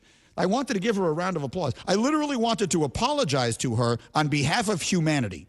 I wanted to go over to her afterward and say, I'm sorry that we are a species in which a person might treat you that way over something over which you had absolutely no control. Which kind of person is worse? The Wi-Fi complainer or the one that removes their shoes and socks on the flight? Which person is worse? There's a special level of hell there's a special for place those in people. Yeah. Absolutely. That's pretty terrible. Anyway, so that was a good rant, and I really enjoyed it. In the meantime, speaking of rants, let's do a Progressive NBA snapshot. Greeny is brought to you by Progressive Insurance, and now a no-frills ad brought to you by Progressive Insurance. Here it is. You could save big when you bundle your home and auto with Progressive. That's it. See? Just a good old-fashioned, straightforward ad. See if you could save at 1-800-PROGRESSIVE or Progressive.com. KD had something of a rant. By now you've heard about what happened. I'm not going to play the Barkley stuff again. Charles comes on Get Up With Me Friday morning, and he makes the analogy about how Durant is not going to get his respect until he wins one while driving the bus. He uses the bus driver analogy. So Get Up, the account for the show, doing what they should do, the people who run that account, I don't know who, our social media team, posts that clip. Kevin Durant quote tweets that clip and writes, all this stuff, I'm cleaning that up, is nasty. Another terrible analogy from a hating old head that can't accept that we're making more bread than them. It's just timing, Chucky. Don't hate the player. I really dislike that response. I really do. I don't have a problem with Durant responding to Charles Barkley. But by suggesting that this is all driven by Barkley's envy, what you are doing is completely dismissing the notion that there might be any legitimacy to what Barkley is saying. You're basically just saying, oh, you hate me because I make so much money. Don't hate me because I'm rich. Don't hate me because I'm famous. Don't hate me because I'm perfect. Don't hate me because I'm beautiful. There are a lot of other reasons why we might be criticizing, why Charles in this case is bringing up a perfectly legitimate point about Kevin Durant. You are free to agree with it or disagree with it. But that particular response, in my opinion, from KD, suggests that at no point has he allowed the idea that there is legitimacy to this to enter his mind. Look, Kevin Durant has made some fascinating decisions, and it's impossible for me to sit here and say they haven't worked out. His life is his life. He's made hundreds of millions of dollars and will continue to do so for the rest of his life. He's one of the greatest players that ever lived. And he can generally pick and choose how he wants to live his life. Good for him. He has more than earned it. His talent, the work that has gone into it, coming back from injury, the devastating injury that he had at Golden State, all that stuff. God bless him. But here's a very important piece of advice that my old agent Nick Kahn gave to me once upon a time. And he's one of the smartest people I've ever known in my life. And he said to me, Greeny, smart people, when things go wrong, whatever they may be, when things go sideways, the first question they ask themselves is, what part of this is on me? What part of this did I get wrong? Because that's the part you can immediately address. So if we have a huge problem on this show, and I just sit here saying, that's freaking Hembo. Hembo gets everything wrong. Damn it, it's Hembo. That's Nuno. He's the worst. He's a terrible producer. We got to get rid of him. Bubba doesn't know what he's doing. Bubba, he's bad or all this kind of stuff. And at no point do I say, well, maybe I could have done something differently. Maybe I got this wrong. It's called #Greeny. So I'm the person in charge. So if something goes wrong here, the first question I have to ask is, what part of this did I get wrong? And what that suggests to me, Kevin Durant's very specific response, if he wants to say, hey, shut up, Charles, I would have no issue with that. That's a comeback. Or if he were to say, trying to think of what else would feel like a legitimate response, a response that at least gives credence to the criticism itself. And I don't even really think what Barkley said was that critical. I really don't. What he's saying is, until he wins a championship away from those Warriors, he's not going to get the same kind of credit from some people, maybe myself included, that some other champions get. Like, is that critical? I really don't think it is. But however you view it, by immediately saying, well, you just hate me because I make so much more money. First of all, Charles has made a lot of money, and he makes a lot of money now. He doesn't have Kevin Durant's money, but that's always going to be the case. But there's just, do you follow what I'm saying? I don't know that I'm making, because I can't verbalize what I'm trying to say any better than this. But I feel like there's something about that particular comeback that I did not care for. Hembo, does that make sense? It does. Kevin Durant constructed like the classic straw man argument in this case by totally redirecting what Charles Barkley was saying. What Kevin Durant should have tweeted back was, I averaged 30 points per game in those finals. Michael Jordan and I are the only people in the last 50 years to do that. I drove the bus. That's what he should have said if he disagrees. But yeah, I agree. He delegitimized his own argument, his own comeback, because he created something out of nothing. Like, what he said was completely ridiculous and not at all what Charles Barkley said on our show. That's right. And if you're willing to go there, let's think about where the logical conclusion of that is. The logical conclusion of that is that generally no criticism is justified. Right. There is no way you can criticize me that is justifiable. And I will tell you, that's a dangerous place to go. You know who I see do this a lot? College coaches. High-profile college coaches. They insulate themselves. They're generally in small markets, right? Most colleges are not in New York or in Chicago. They're in Starkville, Mississippi, or small places where the local media needs them. You cannot alienate the football coach in a town like that if you are one of the members of the media. They get rid of anyone around them who will tell them when they're wrong. I've seen this happen a million times. Unchecked power is a very dangerous thing in sports and well beyond sports, obviously, but we're keeping this to a sports conversation. And what you're doing in this case is you're basically dismissing the notion that I might have done anything wrong. Now, I can't, as I just pointed out, I can't sit here and say any decision Kevin Durant has made has been wrong. Who among us might not have taken the opportunity to go play with Golden State, to have a cheat code, to take a shortcut to winning more championships, and then feeling the way he obviously feels, like these championships don't feel like mine, I need to go someplace and strike it out on my own, which is essentially the same thing Barkley is saying. I actually applauded that decision that Katie has made. Now, I question his attachment to Kyrie, but whatever. That's his decision to make. It's not mine. And the point is, the specific response he offered sort of sets himself up to delegitimize any criticism he ever receives. And not only do I think that is, it's a dangerous path to walk down, and I don't think it makes him look great. All right, coming up next, Ryan Clark, our buddy RC, brought up a fascinating question of the day, and I cannot wait to ask it to one member of this staff in particular. That's next after this word from Vivid Seats. The 2022 baseball season is in full swing, and you can be there to catch all the action live with Vivid Seats. Get out to the ballpark and experience every home run, every web jam, and every walk-off. And with Vivid Seats rewards, you'll start earning free tickets from your very first purchase. Buy 10 tickets, get the 11th free. It's like getting 10% back on every ticket. From the box seats to the bleachers, Vivid Seats has you covered with tickets at great prices all summer long. Just visit vividseats.com or download the app today. Vivid Seats, life happens live. Back in a flash on ESPN Radio. For a limited time only, capture your Barbasol Jurassic World collector's cans before they're gone.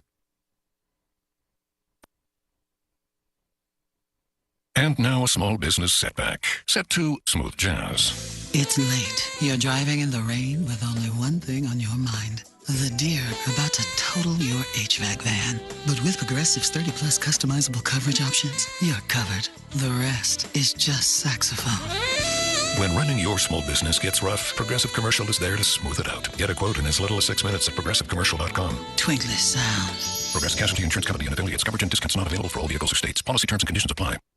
Making Moves is brought to you by LinkedIn Jobs. In the 1974 preseason, Milwaukee Bucks center Kareem Abdul-Jabbar made it clear he wanted to move to a major city, specifically his hometown of New York City, or Los Angeles. After a failed attempt by the New York Knicks, the Los Angeles Lakers and the Bucks agreed on a deal to send Kareem and his backup Walt Wesley to L.A. for 4 players. He went on to win 5 titles with the Lakers, as well as 3 regular season MVPs. Build your winning team today. Go to linkedin.com/sports. It's simple. When the right teams talk with the right players, good selections happen. And it's no different for your business. Because when you post a job for free, LinkedIn Jobs taps into a network of over 810 million professionals to find the right people for your role. LinkedIn Jobs helps you narrow down the most qualified candidates so you can start hiring the right people. Go to linkedin.com/sports to post your job for free. That's linkedin.com/sports. Terms and conditions apply. Hi, I'm Alex Rodriguez. You know me from live TV. And I'm a wizard from that fantasy movie you watch on demand. DirecTV Stream brought us together with magic. It's not magic. It's just the best of live TV and on demand. What sorcery is this? Pythium Superfast Bolus! Homius Runius. You're a wizard, DeArmond. DirecTV Stream. Save $30 over 2 months. Call 1-800-DirecTV. Limited time $15 discount for first 2 months, then regular monthly price. New customers only. Other restrictions apply. You're listening to Greeny on 97.7 ESPN, The Zone. Now, it's time for your Atlanta Braves morning update. Orlando Arcia walks it off as the Braves take the opener from the Giants on Monday night. A-list season ticket members receive the best seats at the lowest prices. First access to postseason tickets and so much more. Learn more at Braves.com/A-list. Monday night at Truist Park, the Braves opened up a 7-game homestand with a 2-1 walk-off victory over the visiting Giants. The Atlanta offense got a run in the bottom of the second on a solo home run from Travis d'Arnaud, his 10th of the season, that traveled 418 feet to left field. It would remain a 1-1 game all the way into the top of the 8th as Austin Slater delivered an RBI single that tied it off of Will Smith, who replaced Max Fried. For Fried, he did not factor in the decision, despite allowing just 1 run on 5 hits over 7 innings with a pair of walks and 8 strikeouts. The game would go to the bottom of the 9th and was tied at 1 with 2 on and 2 down in the bottom of the inning. 2-0 pitch. Ground ball, left side and through, a base hit. Around third comes Goslin coming to the plate, and he will score! Braves win! For Arcia, it marked his 2nd walk-off of the season as the Braves go back to 10 games over 500, 39-29. Braves will look to make it 9 straight wins at home coming up tonight, as it'll be Spencer Strider taking the mound. And as always, hear all the action live from Truist Park. First pitch tonight is set for 7:20 p.m. Eastern. I'm Kevin McAlpin, and this has been your Braves Radio Network Morning Update. America First Alabama PAC is responsible for the content of this advertising. You have reached the office of career politician Dale Strong. Please leave a message. Hey, Dale, it's your old woke buddy in support of Black Lives Matter. We love how you take down monuments in the middle of the night. Let us know if you need any money to pay the fines. Hello, Mr. Strong. I'm doing a term paper on people who have spent more than 2 decades in elected office. It's entitled Swamp Creatures. You're almost pushing 30 years in office. You'll fit right in. Please call me back.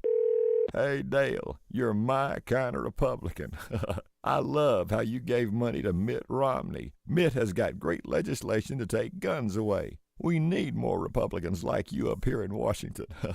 We don't need to send weak-kneed, self-serving career politicians who have sold out to the establishment to Washington. On June 21st, don't make the wrong choice. Reject Dale Strong. TOC Sports has been there for you. Now, you're probably asking yourself, what does that mean?